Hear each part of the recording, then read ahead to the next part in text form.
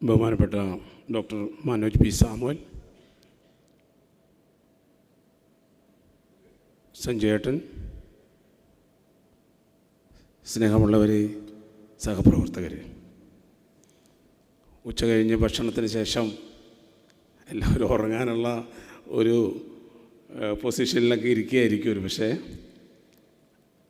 നിങ്ങൾ കേരളത്തിൻ്റെ ജലത്തിൻ്റെ പ്രശ്നങ്ങൾ കേൾക്കുമ്പോൾ നിങ്ങൾക്ക് ഉറങ്ങാൻ പറ്റില്ല എന്നാണ് എനിക്ക് തോന്നുന്നത്. ജലത്തിൻ്റെ പ്രാധാന്യത്തെക്കുറിച്ച് ഏറ്റവും വലിയ രീതിയിൽ കേരളത്തിൽ ജനങ്ങളെ ബോധവൽക്കരിച്ച ഒരു വലിയ സംഭവമാണ് പ്ലാച്ചിമട സമരം. ഈ പ്ലാച്ചിമട സമരത്തിൽ ഉയർന്നു കേട്ട ഏറ്റവും വലിയ ഒരു വാചകമുണ്ട്. അത് ഈ വെള്ളത്തിൻ്റെ മുതലാളി ആരാണ് എന്ന് സമരത്തിലെ പ്രധാനിയായിരുന്ന മൈലമ്മ എന്ന് പറയുന്ന ഒരു സ്ത്രീ കോടതിയിൽ ചോദിച്ചു. ഇത്രയും വലിയ ആഗോള ഭീമന്മാരായ കൊക്കക്കോളയെ കെട്ടുകെട്ടിക്കാൻ വേണ്ടി പറ്റിയ ഒരു ചോദ്യമായിരുന്നു അത്. മഴ പെയ്തും അതുപോലെ തന്നെ മഞ്ഞുരുകിയും ഭൂഗർഭജലമായി മാറുന്ന ഈ ജലം അതിൻ്റെ ഉടമസ്ഥൻ ആരാണ്? എൻ്റെയും നിങ്ങളുടെയും കിണറുകളിലെ വെള്ളം ബന്ധപ്പെട്ട് കിടക്കുകയാണ്. കൊക്കക്കോള കമ്പനി അവരുടെ കിണറ്റിൽ നിന്നാണ് വെള്ളം എടുക്കുന്നതെന്ന് പറയുകയാണെങ്കിലും ഒരു റെയിൻ ഷാഡോ പ്രദേശമായ പ്ലാച്ചിമടയിലെ ഏതൊരിടത്തു നിന്നും വെള്ളം എടുത്താലും അതൊക്കെ നമ്മുടെ കിണറ്റിൽ നിന്നും ഊറ്റിയെടുക്കുന്നതിന് തുല്യമാണ് എന്ന് വാദിച്ചാണ് പ്ലാച്ചിമട സമരം അവർ ജയിച്ചത്. കേരളത്തിൻ്റെ വെള്ളത്തിൻ്റെ കഥ പറയുമ്പോൾ സത്യത്തിൽ മലയാളികളെ ഇതുവരെ ഭരിച്ച സർക്കാരുകൾ പറ്റിച്ച ചരിത്രമാണ് നമുക്ക് കേൾക്കാദ്യം. വേറെ ഒന്നുകൊണ്ടല്ല, മുല്ലപ്പെരിയാർ തന്നെ എടുത്താൽ മതി.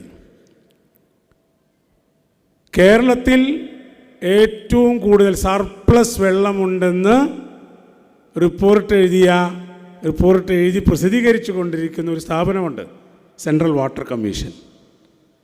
അതിൻ്റെ വെളിച്ചത്തിലാണ് പമ്പാ നദിയിലെ അല്ലെങ്കിൽ പെരിയാറിലെ അല്ലെങ്കിൽ കേരളത്തിലെ ഏറ്റവും വലിയ നദികളിലൊക്കെ വേനൽക്കാലമാകുമ്പോഴേക്കും ഉപ്പുവെള്ളം കയറുന്ന സ്ഥിതിവിശേഷം ഉള്ളത് മറച്ചു വെച്ചിട്ടാണ് സുപ്രീം കോടതിയിൽ കേരളം കേസ് നടത്തിയത്. സുപ്രീം കോടതിയിൽ കേസ് തോൽക്കാനും കാരണം അത് തന്നെയാണ്.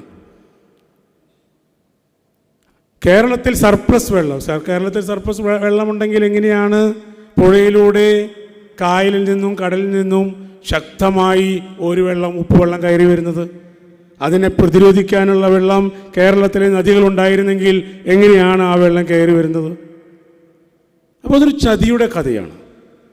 ആളുകൾ ഇന്ന് ഇപ്പോൾ പൊട്ടും എന്ന് 1895 പണി തീർത്ത ഒരു ഡാമിൻ്റെ ശക്തിയെക്കുറിച്ച് ഭയപ്പെട്ട് കഴിയേണ്ട ഒരു സ്ഥിതിവിശേഷം ഇന്നും നിൽക്കുന്നത് ഈ സർപ്ലസ് വെള്ളത്തിൻ്റെ കഥയിലാണ്. കൊച്ചി മെട്രോയ്ക്ക് വേണ്ടി 2007 മുതൽ 2009 വരെ ഡൽഹി മെട്രോ ഒരു പഠനം നടത്തി. ആലുവ മുതൽ തൃപ്പൂണിത്തുറ വരെയുള്ള ഈ മെട്രോ വരാൻ സാധ്യതയുള്ള ലൈനിൻ്റെ 1 കിലോമീറ്റർ ചുറ്റളവിൽ 2 വശത്തും ഉള്ള കിണറുകളിലെ വെള്ളം പരിശോധിച്ചു. എല്ലാ കിണറ്റിലും ഈ കോളൈ അനുവദനീയമായതിനും കൂടുതലാണ്.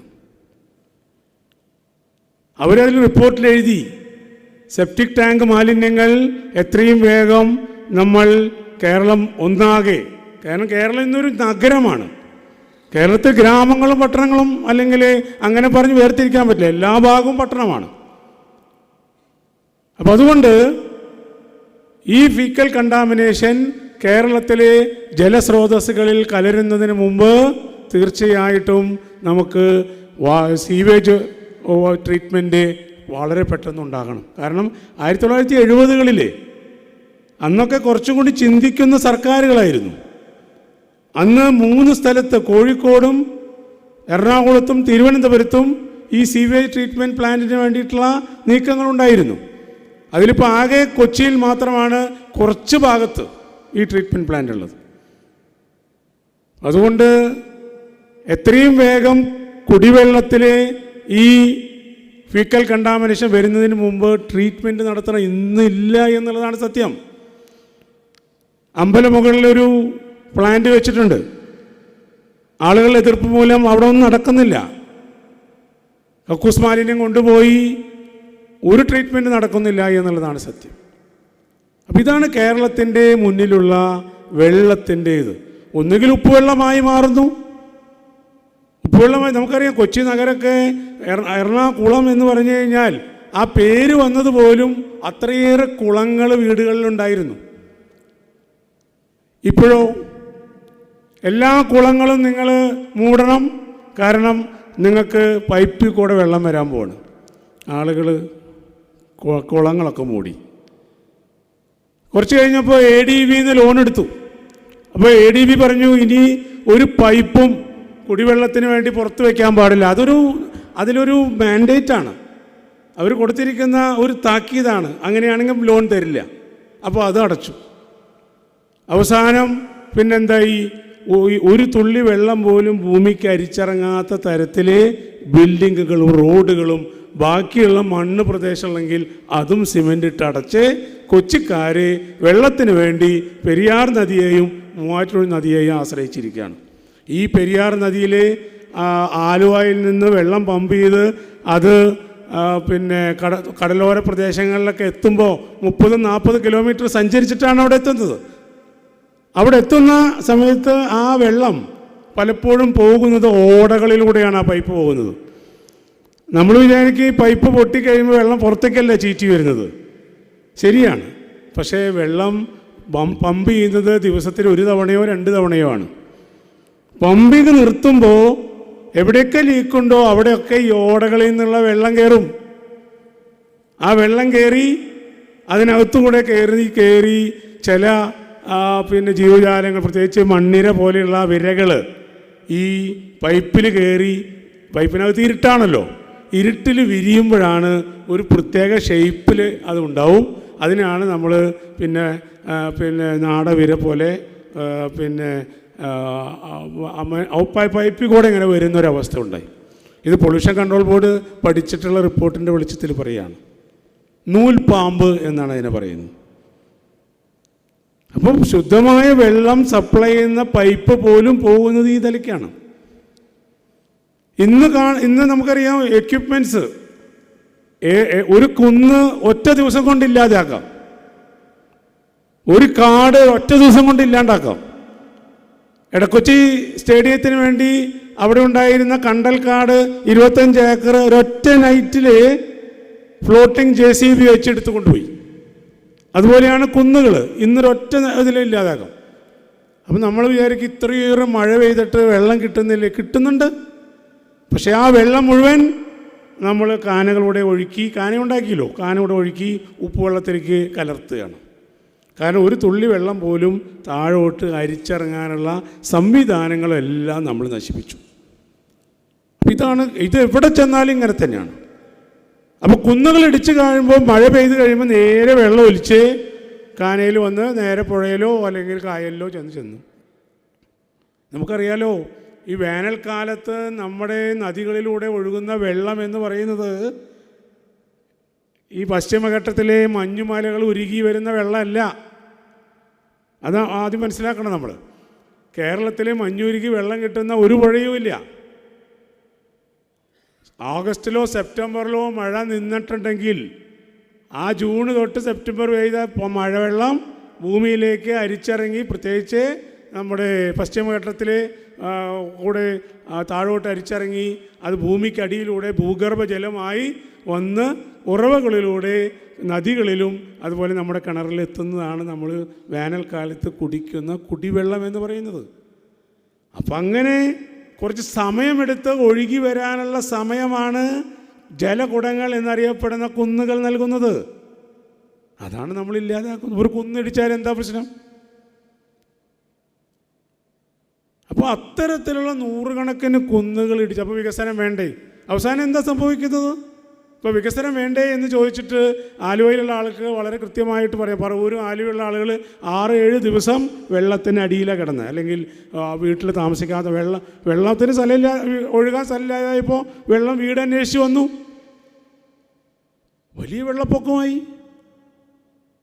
കാരണം മിക്കവാറും വീടുകളൊക്കെ പിന്നെ എറണാകുളത്ത് നിങ്ങൾക്കറിയാലോ, അഡ്വർടൈസ്മെൻറ്റ് എന്തായിരിക്കും എന്നറിയാം. വാട്ടർ ഫ്രണ്ടേജ് ഫ്ലാറ്റ് എന്ന് പറഞ്ഞാൽ ഒരു പുഴയുടെയോ കായലിൻ്റെയോ ഫ്ലഡ് പ്ലെയിൻ എന്ന് പറഞ്ഞാൽ പ്രളയപ്രതലമാണ്. അത് പ്രളയം വരുമ്പോൾ കയറി കിടക്കാനുള്ള സ്ഥലമാണത്. നമ്മൾ വിചാരിക്കും ഒരു പുഴ വേനൽക്കാലം ആകുമ്പോൾ എന്തുമാത്രം സ്ഥലമാണ്, ഇത്ര വെള്ളത്തോടെ പോകുന്നുള്ളൂ. ആ സ്ഥലത്ത് അപ്പോൾ കുടിൽ കെട്ടി, ആ സ്ഥലത്ത് കച്ചവട സ്ഥാപനങ്ങളായി. അത് ശരിക്കും ഒരു ഫ്ലഡ് പ്ലെയിനാണ്. വെള്ളം ഒഴുകാനുള്ള സ്ഥലം വേണം. അത് നമ്മൾ അപഹരിച്ചെടുക്കുമ്പോൾ വെള്ളം നമ്മുടെ വീട്ടിലേക്ക് വരും. അപ്പോൾ എന്ത് വികസനം? അപ്പോൾ നമ്മൾ വികസനം എന്ന് പറയുമ്പോൾ ശാസ്ത്രീയമായി നമ്മൾ ചിന്തിച്ചിട്ടുള്ള വികസനം മാത്രമേ നിലനിൽക്കൂ. അതല്ലെങ്കിൽ മഴ പെയ്താൽ നേരെ ദുരിതാശ്വാസ ക്യാമ്പുകളിൽ എത്തുന്ന അവസ്ഥയിലാണ് ഇന്ന് കേരളത്തിലെ ജനങ്ങൾ. അവിടെ കൊണ്ടെത്തിച്ചത് മാറി മാറി ഭരിച്ച സർക്കാരുകൾ തന്നെയാണ്. ഒരു ശാസ്ത്രീയതയില്ലാതെ. അല്ലെങ്കിൽ നമ്മളൊന്ന് ആലോചിച്ച് നോക്കി, കൊച്ചി നഗരത്തിൽ നിങ്ങൾ വന്നിട്ടുണ്ടെങ്കിൽ അറിയാം, south railway station, north railway station മഴക്കാലം ആയിക്കഴിഞ്ഞാൽ മുണ്ടും ഇതൊക്കെ പൊക്കി പിടിച്ചിട്ട് വേണം പോകാൻ. കാരണം നിറയെ വെള്ളക്കെട്ടാണ്. ഇത്രയും കാലമായിട്ട് ഞാനവിടെ 45 വർഷമായി അവിടെ താമസിക്കുന്നു. ഈ 45 വർഷവും അത് സംഭവിച്ചിട്ടുണ്ട്. ഈ പറയുന്ന കായൽ എന്ന് പറഞ്ഞാൽ 1/2 കിലോമീറ്ററോ 300 മീറ്ററോ ദൂരയിലെ കൊച്ചി കായലാണ്. ആ കായലിലേക്ക് ഈ പൊങ്ങി വരുന്ന വെള്ളം ഒഴുക്കാൻ സാധിക്കാത്ത എൻജിനീയറിംഗ് സാങ്കേതിക വിദ്യ നമ്മൾ ഡെവലപ്പ് ചെയ്തിട്ടില്ലേ? പിന്നെ എന്ത് വികസനം?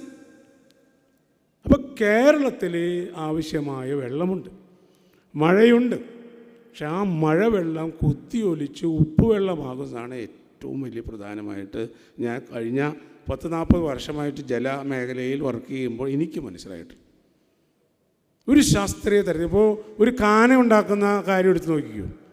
ഒരു കാന ഉണ്ടാക്കാൻ ജയിച്ചു വന്ന കൗൺസിലർക്ക് ആകെ ബഡ്ജറ്റ് ഡിവൈഡ് ചെയ്ത് ഒരു ഓഹരി കൊടുക്കുകയാണ്.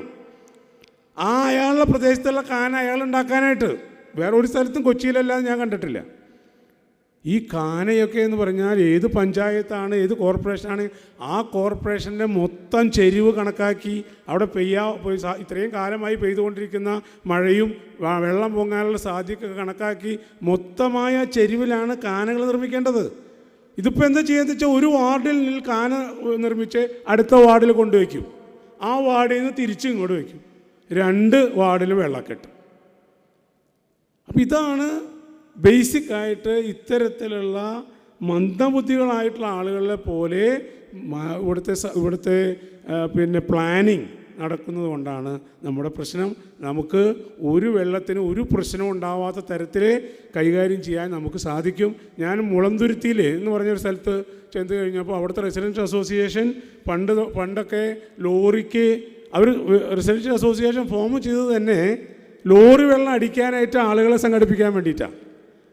അതിൽ ഒരു യുവാവ് ഒരു തീരുമാനം വെച്ചു, നമുക്ക് മഴ പെയ്യുമ്പോൾ നമ്മുടെ കിണറിൻ്റെ അടുത്ത് ഈ പെയ്യുന്ന മഴവെള്ളം കിണറിൻ്റെ അടുത്തൊരു കുഴി കുത്തി വെള്ളം താന്നു പോകാവുന്ന തരത്തിൽ ഒഴിച്ചു വെച്ചാൽ എന്താ സംഭവിക്കുക? അത് അവനങ്ങനെ എല്ലാവർക്കും നല്ലതായി തോന്നി. എല്ലാ വീട്ടിലായി. ഇന്ന് ഒരു തരത്തിലും എത്ര വേനലായാലും കുടിവെള്ളത്തിന് ഒരു ബുദ്ധിമുട്ടില്ലാത്ത ഒരു പഞ്ചായത്താണ് ഈ മുളന്തുരുത്തി പഞ്ചായത്ത്. അപ്പോൾ ഇത് സാധിക്കാത്ത കാര്യമല്ല. ഞാൻ ആലോചിക്കുമ്പോൾ മനസ്സിലാവുന്നത് ഇതൊക്കെ ഇങ്ങനെ തന്നെ നിലനിൽക്കണം, ഈ ദുരിതത്തിൽ ജീവിക്കണം. നമ്മൾ വോട്ട് ചെയ്ത് ഒരേ ആൾക്കാരെ വീണ്ടും വീണ്ടും തിരഞ്ഞെടുക്കും. അപ്പോൾ അതുകൊണ്ട് നമ്മളറിയിച്ച ആളുകൾ നമ്മളെ ഭരിക്കും. അപ്പോൾ വെള്ളത്തിൻ്റെ കാര്യമായതുകൊണ്ട് പ്രത്യേകിച്ച് നമുക്കങ്ങനെ വിട്ടുകൊടുക്കാനും പറ്റില്ല. കാരണം ഈ വിഷവെള്ളം കുടിച്ചും ഈ കഴിഞ്ഞ ഒരു കൊല്ലം മുമ്പ് തൃത്താല എന്ന് പറയുന്ന ഒരു സ്ഥലത്ത് ബൽറാം എന്ന് പറയുന്ന VT ബൽറാമിൻ്റെ മണ്ഡലം, അവിടെ ഒരു ഇഷ്യൂ എന്ന് പറഞ്ഞിട്ട് ചെന്ന് കഴിഞ്ഞപ്പോൾ തൃത്താല കുന്നും മലയൊക്കെയുള്ള സ്ഥലമാണ്. ആ കുന്നിൻ്റെ മുകളിൽ ആലുവയിലെ എടയാറിൽ ഒരു ബിനാനി സിങ്ക് എന്ന് പറഞ്ഞിട്ടൊരു കമ്പനി അടച്ചു കുറേ കാലമായി. അവിടെയുള്ള വേസ്റ്റ് കൊണ്ടുവന്ന് ഈ കുന്നിൻ്റെ മുകളിൽ ഡെപ്പോസിറ്റ് ചെയ്യാൻ പോവുക. ഒന്ന് ആലോചിച്ച് നോക്കി. അതുപോലെ തന്നെ പല കമ്പനികളും കിണറ്റിലാണ് അവർ വേസ്റ്റ് ഇടുന്നത്. മുപ്പത്തടുത്ത് അങ്ങനെ കിണറ്റിൽ വേസ്റ്റ് ഇട്ട് പിന്നെ അവസാനം അവരെ കൊണ്ട് തന്നെ അതൊക്കെ എടുത്ത് മാറ്റിച്ചു. ഇതൊക്കെ അറിവില്ലായ്മയാണോ? സംശയമുണ്ട്. അപ്പം അതുകൊണ്ട് നമ്മൾ ഇതിൽ ശ്രദ്ധിച്ചില്ലെങ്കിൽ കുടിവെള്ളം ഇല്ലാത്തത് കൊണ്ടല്ല, സയൻറ്റിഫിക് പ്ലാനിങ്ങും മാനേജ്മെൻറ്റും ഇല്ലാത്തടത്തോളം കാലം ഇന്നത്തെ സ്ഥിതിക്ക് നമ്മൾ ദുരിതം അനുഭവിക്കും എന്നുള്ളത് സത്യമാണ്. സാർ അതിൻ്റെ കൂടുതൽ വിവരങ്ങൾ സാർ ഇന്ന് കേൾക്കാം. അത് പ്രതീക്ഷിച്ചുകൊണ്ട് സാറിനെ പേപ്പർ പ്രസൻറ്റേഷൻ ക്ഷണിച്ചോളും. എൻ്റെ പേര് മനോജ് സാമുവൽ. ഞാനിവിടെ കോഴിക്കോടുള്ള ജലവിഭവ വികസന വിനിയോഗ കേന്ദ്രം CWRDM centre for water resources development and മാനേജ്മെൻറ്റിൻ്റെ എക്സിക്യൂട്ടീവ് ഡയറക്ടറാണ്. നേരത്തെ പറഞ്ഞതുപോലെ ഞാൻ അടിസ്ഥാനപരമായി ICR Indian council of agriculture റിസർച്ചിലെ ഒരു ശാസ്ത്രജ്ഞനാണ്. ഇപ്പം ഈ സ്ഥാപനത്തിലേക്ക് ഡയറക്ടർ പൊസിഷനിലേക്ക് 5 വർഷത്തെ ഡെപ്യൂട്ടേഷനിൽ വന്നതാണ്. അത് കഴിയാൻ പോവുകയാണ്. അപ്പോൾ കഴിഞ്ഞ ഒരു 30 വർഷം ജലവുമായി ബന്ധപ്പെട്ട വിവിധ തലങ്ങളിൽ പ്രവർത്തിക്കാനും പഠനങ്ങൾ ഏറ്റെടുത്ത് നടപ്പിലാക്കാനും സാധിച്ചിട്ടുണ്ട്. അപ്പോൾ അതിൻ്റെ വെളിച്ചത്തിലുള്ള ഏതാനും ചില ചിന്തകളാണ് നിങ്ങളോട് പങ്കുവെക്കാൻ ഉദ്ദേശിക്കുന്നത്. Next please. നമ്മളുടെ ഒരു കേരളത്തിൻ്റെ ഒരു പരിപ്രേക്ഷ്യമാണ് ഇതിൽ കാണുന്നത്. അപ്പം കേരളം നമുക്കറിയാം, മഴയുടെ കാര്യത്തിൽ നോക്കുകയാണെങ്കിൽ നമ്മുടെ മഴ 3000 മില്ലിമീറ്ററാണ്. 3000 മില്ലിമീറ്റർ എന്ന് പറഞ്ഞാൽ നമുക്ക് പെട്ടെന്ന് ചിലർക്ക് മനസ്സിലാവില്ല. അപ്പോൾ മനസ്സിലാവാൻ ഒരു എളുപ്പം എന്ന് വെച്ച് കഴിഞ്ഞാൽ, ഒരു പ്രദേശം കേരളത്തിൽ കിട്ടുന്ന മഴ മുഴുവൻ അവിടെ തന്നെ കിടക്കുകയാണെങ്കിൽ നമ്മളെ 3000 മില്ലിമീറ്റർ ഉയരത്തിൽ മൂടാനുള്ള വെള്ളം നമുക്കൊരു വർഷം കിട്ടുന്നുണ്ട്. അത് ബാഷ്പീകരണവും കിനിഞ്ഞിറങ്ങലും ഒന്നുമില്ലാത്തൊരു ഹൈപ്പോത്തറ്റിക്കൽ സിറ്റുവേഷൻ സങ്കല്പിച്ചാൽ. അപ്പം അത് ലോക ശരാശരി 90 സെൻറ്റിമീറ്ററേ ഉള്ളൂ. ഭാരതത്തിൻ്റെ ശരാശരി 120 സെൻറ്റിമീറ്ററേ ഉള്ളൂ. നമുക്ക് പക്ഷേ 300 സെൻറ്റിമീറ്റർ, 3000 മില്ലിമീറ്ററാണ്. അപ്പോൾ തന്നെ അറിയാം നമുക്ക് എത്രത്തോളം വലിയ അളവിലുള്ള വെള്ളമാണ് കിട്ടുന്നത്. ഒരു ഹെക്ടർ സ്ഥലത്ത് 3 കോടി ലിറ്റർ വെള്ളമാണ് നമുക്ക് മഴയായിട്ട് കിട്ടുന്നത്, ഒരു ഹെക്ടർ സ്ഥലത്ത്. അപ്പോൾ ഇത്രയും സമ്പന്നമാണ് മഴയുടെ കാര്യത്തിൽ കേരളം. നോക്കുകയാണെങ്കിൽ പുഴയുടെ കാര്യം നോക്കുകയാണെങ്കിലും വളരെ നല്ല കണക്കാണ് നമ്മുടെ മുമ്പിലുള്ളത്. 44 നദികൾ, 41 പടിഞ്ഞാറോട്ടും 3 കിഴക്കോട്ടും ഒഴുകുന്നു. പക്ഷേ ഇതൊക്കെ പറഞ്ഞാലും നമ്മുടെ എല്ലാ നദികളിലും കൂടെ ആകെ ഒഴുകുന്നത് 41 ബില്യൺ ക്യൂബിക് മീറ്ററേ ഉള്ളൂ. ഒരു ബില്യൺ എന്ന് പറഞ്ഞാൽ നമുക്കറിയാമല്ലോ 100 കോടി. ക്യൂബിക് മീറ്റർ എന്ന് പറഞ്ഞാൽ, ഒരു ക്യൂബിക് മീറ്റർ എന്ന് പറഞ്ഞു കഴിഞ്ഞാൽ 1000 ലിറ്റർ. 1 മീറ്റർ നീളം, 1 മീറ്റർ വീതി, 1 മീറ്റർ ആഴമുള്ളൊരു കുഴിയിൽ കൊള്ളുന്ന വെള്ളം 1000 ലിറ്റർ. അപ്പം പിന്നെ 41 ബില്യൺ എന്ന് പറഞ്ഞാൽ കണക്കൂട്ടി നോക്കിയാൽ മതി. 41 × 100 കോടി × 1000, അത്രയും ലിറ്റർ വെള്ളമാണ് എല്ലാ നദികളും കൂടി ഒഴുകുന്നത്. അപ്പോൾ നമ്മൾ വിചാരിക്കരുത് ഇത് വലിയൊരു അളവാണ്. കാരണം ഗോദാവരി എന്നൊരൊറ്റ നദിയുടെ മാത്രം നീരൊഴുക്ക് ഒരു വർഷം 110 ബില്യൺ ക്യൂബിക് മീറ്ററാണ്. അപ്പോൾ നമ്മൾ കേരളത്തിൽ 44 നദികൾ ഒഴുകിയിട്ട് ഒരു ഗോദാവരിയുടെ പകുതി പോലും ആകുന്നില്ല. അപ്പോൾ നമ്മൾ കേരളത്തിലൊരു 10-15 മീറ്റർ ഒഴുകുന്ന, 10-15 കിലോമീറ്റർ തുടർച്ചയായിട്ട് ഒഴുകുന്ന എല്ലാ നീരൊഴുക്കിനെയും നമ്മൾ നദികളെന്നാണ് പറയുന്നത്. വേറൊരു കണക്കും കൂടെ പറയാം. നമ്മുടെ കാശ്മീർ തൊട്ട് കന്യാകുമാരി വരെ ആകെ കിലോമീറ്റർ 3676 കിലോമീറ്ററാണ്. നൈൽ നദിക്ക് മാത്രമുള്ള നീളം 6800 കിലോമീറ്ററാണ്. കംബോഡിയയിൽ ഒഴുകുന്ന മിക്കോങ് നദിയുടെ കിലോമീറ്റർ നീളം 5000 കിലോമീറ്ററാണ്. നമ്മുടെ ചാലിയാർ കേരളത്തിലെ 4ാമത്തെ വലിയ നദിയാണ്, 169 കിലോമീറ്ററാണ്. നൈലിൻ്റെ നീളം 6800. പമ്പയുടെ നീളം 176 കിലോമീറ്ററാണ്. അപ്പോൾ നമ്മുടെയൊക്കെ ശരിക്കും നൈലുമായിട്ടും പിന്നെ ഗോദാവരിയായിട്ടും മിക്കോങ്ങുമായിട്ടൊക്കെ കമ്പയർ ചെയ്യുമ്പോൾ നമ്മളുടെ ചെറിയൊരു കൈത്തോട് മാത്രമാണ് നമ്മളുടെ നദികൾ. പക്ഷേ എന്നാൽ തന്നെയും കേരളത്തിലെ എല്ലാ പ്രദേശങ്ങളിലും വെള്ളം എത്തിക്കുന്ന ഒരു ശൃംഖലയാണ് പുഴ. ഒരു ഗ്രീക്ക് ചിന്തകൻ ഹീരാക്ലിറ്റസ് അദ്ദേഹം പറഞ്ഞിട്ടുണ്ട്, ഒരു മനുഷ്യൻ ഒരു നദിയിൽ 2 തവണ കാലുകുത്തുന്നില്ല. കാരണം അത് ഒരേ നദിയല്ല, അവൻ ഒരേ മനുഷ്യനുമല്ല. പറയുന്നത് ആ നദിയുടെ കോംപ്ലക്സിറ്റിയാണ്, നദിയുടെ ഡൈനാമിസിറ്റിയാണ്. നദിയും മനുഷ്യൻ്റെയും മാറിക്കൊണ്ടിരിക്കുന്ന ഒഴുക്ക്, ചിന്താധാരകൾ, വിക്ഷോഭങ്ങൾ, അതെല്ലാം കൂടെ ചേർത്തിട്ടാണ് അദ്ദേഹം പറഞ്ഞത്. അപ്പോൾ നമ്മുടെ നദികൾ അങ്ങനെയാണ്. നദികൾ ഓരോ ദിവസവും ഓരോ നിമിഷവും മാറിക്കൊണ്ടിരിക്കുകയാണ്. പക്ഷെ നമ്മുടെ നദികളുടെയൊക്കെ സ്ഥിതി ഇപ്പോൾ എന്താണ്? ആനന്ദ് അദ്ദേഹത്തിൻ്റെ ഗംഗയിലെ പാലം എന്നുള്ള കഥയിൽ പറയുന്നത്, ഗംഗ നമ്മളുടെ മോഹമാണ്, നമ്മളുടെ മറവിയാണ്, മാപ്പാണ്. നമ്മുടെ എല്ലാ നദികളും തന്നെയാണ്. എല്ലാം നമ്മൾ കാൽപ്പനിക തലത്തിൽ നമ്മൾ ഭാരതപ്പുഴയെക്കുറിച്ചും പെരിയാറിനെക്കുറിച്ചൊക്കെ വളരെ മോഹിപ്പിക്കുന്ന കാര്യങ്ങൾ പറയും.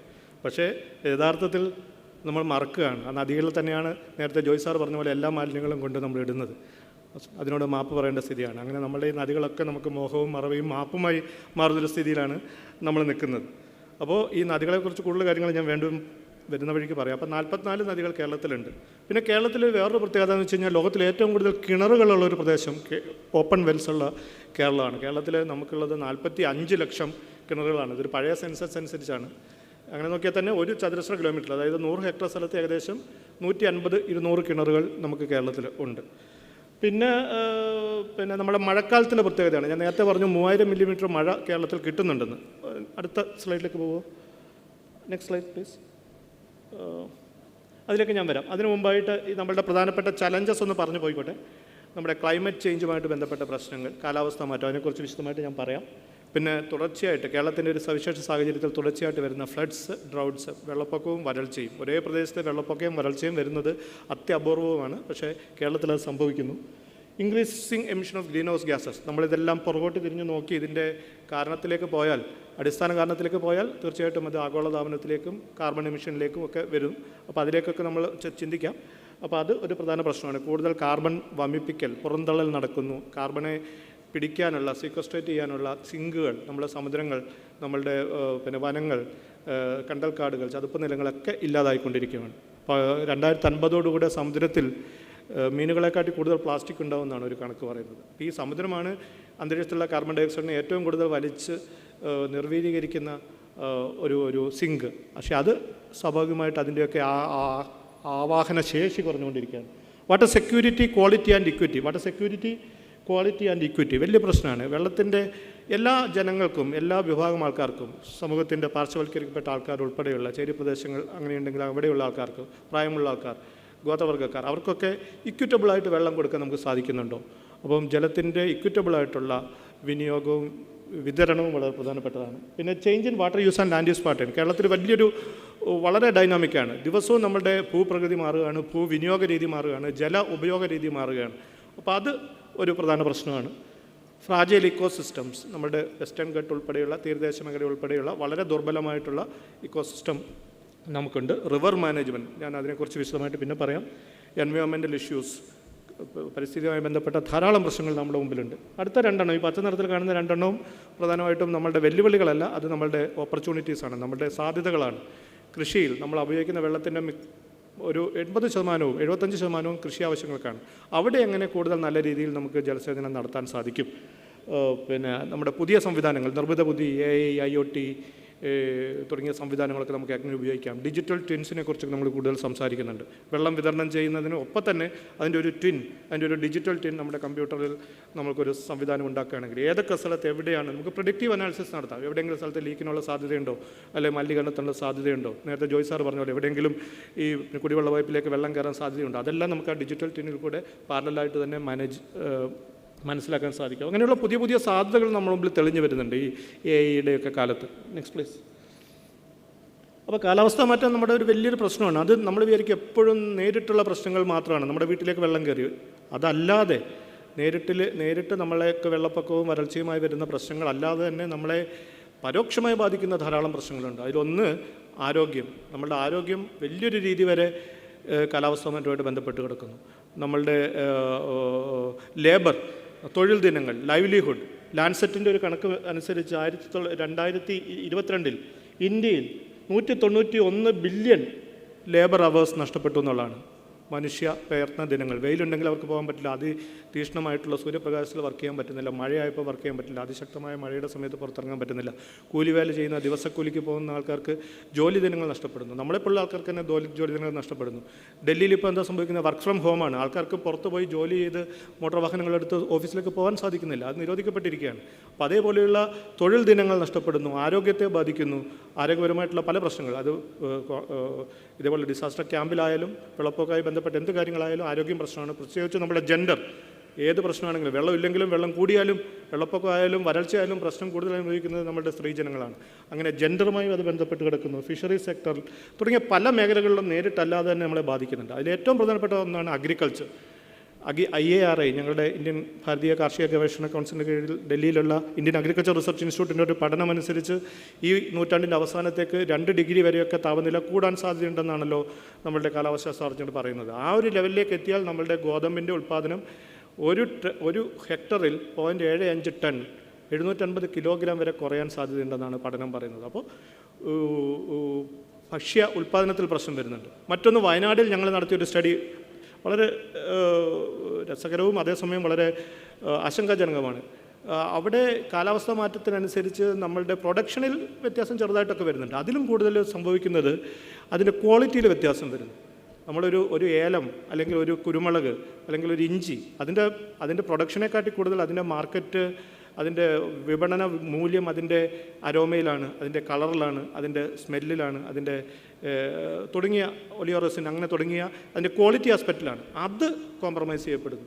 അവിടെ പഴയ പോലത്തെ അത്ര നല്ല കുരുമുളകോ നല്ല ഇഞ്ചിയോ നല്ല ഏലമോ നല്ല തേയിലയോ കാപ്പിയോ ഒന്നും കിട്ടുന്നില്ല ഈ കാലാവസ്ഥ. എന്ന് വെച്ചാൽ അതിതീവ്ര മഴ, കാപ്പി പൂക്കുന്ന സമയത്തൊരു മഴ പെയ്തു, അല്ലെങ്കിൽ അങ്ങനെ പോലെയുള്ള നമ്മൾ പ്രതീക്ഷിക്കാത്ത രീതിയിലുള്ള കാലാവസ്ഥയിലുണ്ടാകുന്ന അനുരണങ്ങൾ ഭക്ഷ്യ ഉൽപ്പാദനത്തെയും ഭക്ഷ്യ ഉൽപ്പന്നങ്ങളുടെ ഗുണനിലവാരത്തെയും ഒരു പരിധിവരെ ബാധിക്കുന്നുണ്ട്. Next please. പിന്നെ നമ്മളുടെ ഡിസാസ്റ്റർ, നമ്മളെ കേരളത്തെ സംബന്ധിച്ചിടത്തോളം ഒരു കണക്ക് നോക്കൂ. ബിറ്റ്വീൻ 2015 and 2022 ഇന്ത്യയിൽ 3782 ഉരുൾപൊട്ടലുകൾ ഉണ്ടായതിൽ 60% കേരളത്തിലാണ് ഉണ്ടായത്. ഇന്ത്യയിൽ 3700 ഉരുൾപൊട്ടലുകൾ ഉണ്ടായതിൽ 60% കേരളത്തിലാണ് ഉണ്ടായത്. ഉത്തരാഖണ്ഡും പിന്നെ ഹിമാചൽ പ്രദേശും ആസാമും നോർത്ത് ഈസ്റ്റൊക്കെ ഉൾപ്പെടെയുള്ള പ്രദേശങ്ങളൊക്കെ കണക്കിലെടുത്തിട്ടാണ് പറയുന്നത്. അപ്പോൾ കേരളം ഈ ഉരുൾപൊട്ടൽ ഉൾപ്പെടെയുള്ള എല്ലാ ഡിസാസ്റ്റേഴ്സ്, വെള്ളപ്പൊക്കമായിക്കോട്ടെ വരൾച്ചയായിക്കോട്ടെ, എല്ലാ ഡിസാസ്റ്റേഴ്സിൻ്റെയും ഒരു ഫോക്കൽ ഏരിയ, ഒരു കേന്ദ്രീകൃത പ്രദേശമായിട്ട് മാറിയിരിക്കുകയാണ്.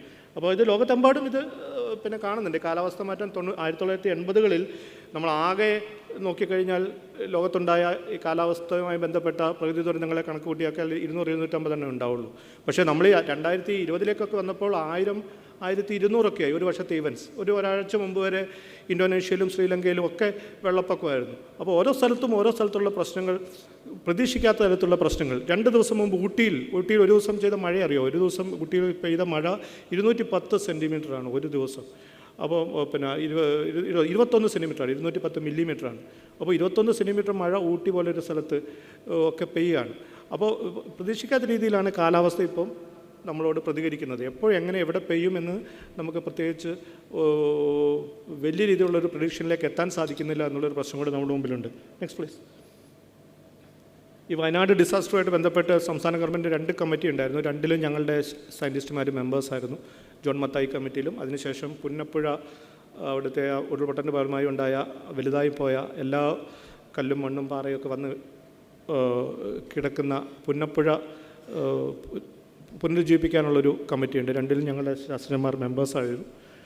പിന്നെ നമ്മുടെ മഴക്കാലത്തിൻ്റെ പ്രത്യേകത കേരളത്തിൽ ഇപ്പോൾ സംഭവിക്കുന്നതെന്ന് വെച്ച് കഴിഞ്ഞാൽ, നമുക്ക് ശരാശരി 365 ദിവസത്തിൽ ഏകദേശം ഒരു 120 ദിവസമൊക്കെയായിരുന്നു മഴ കിട്ടിക്കൊണ്ടിരുന്നത്.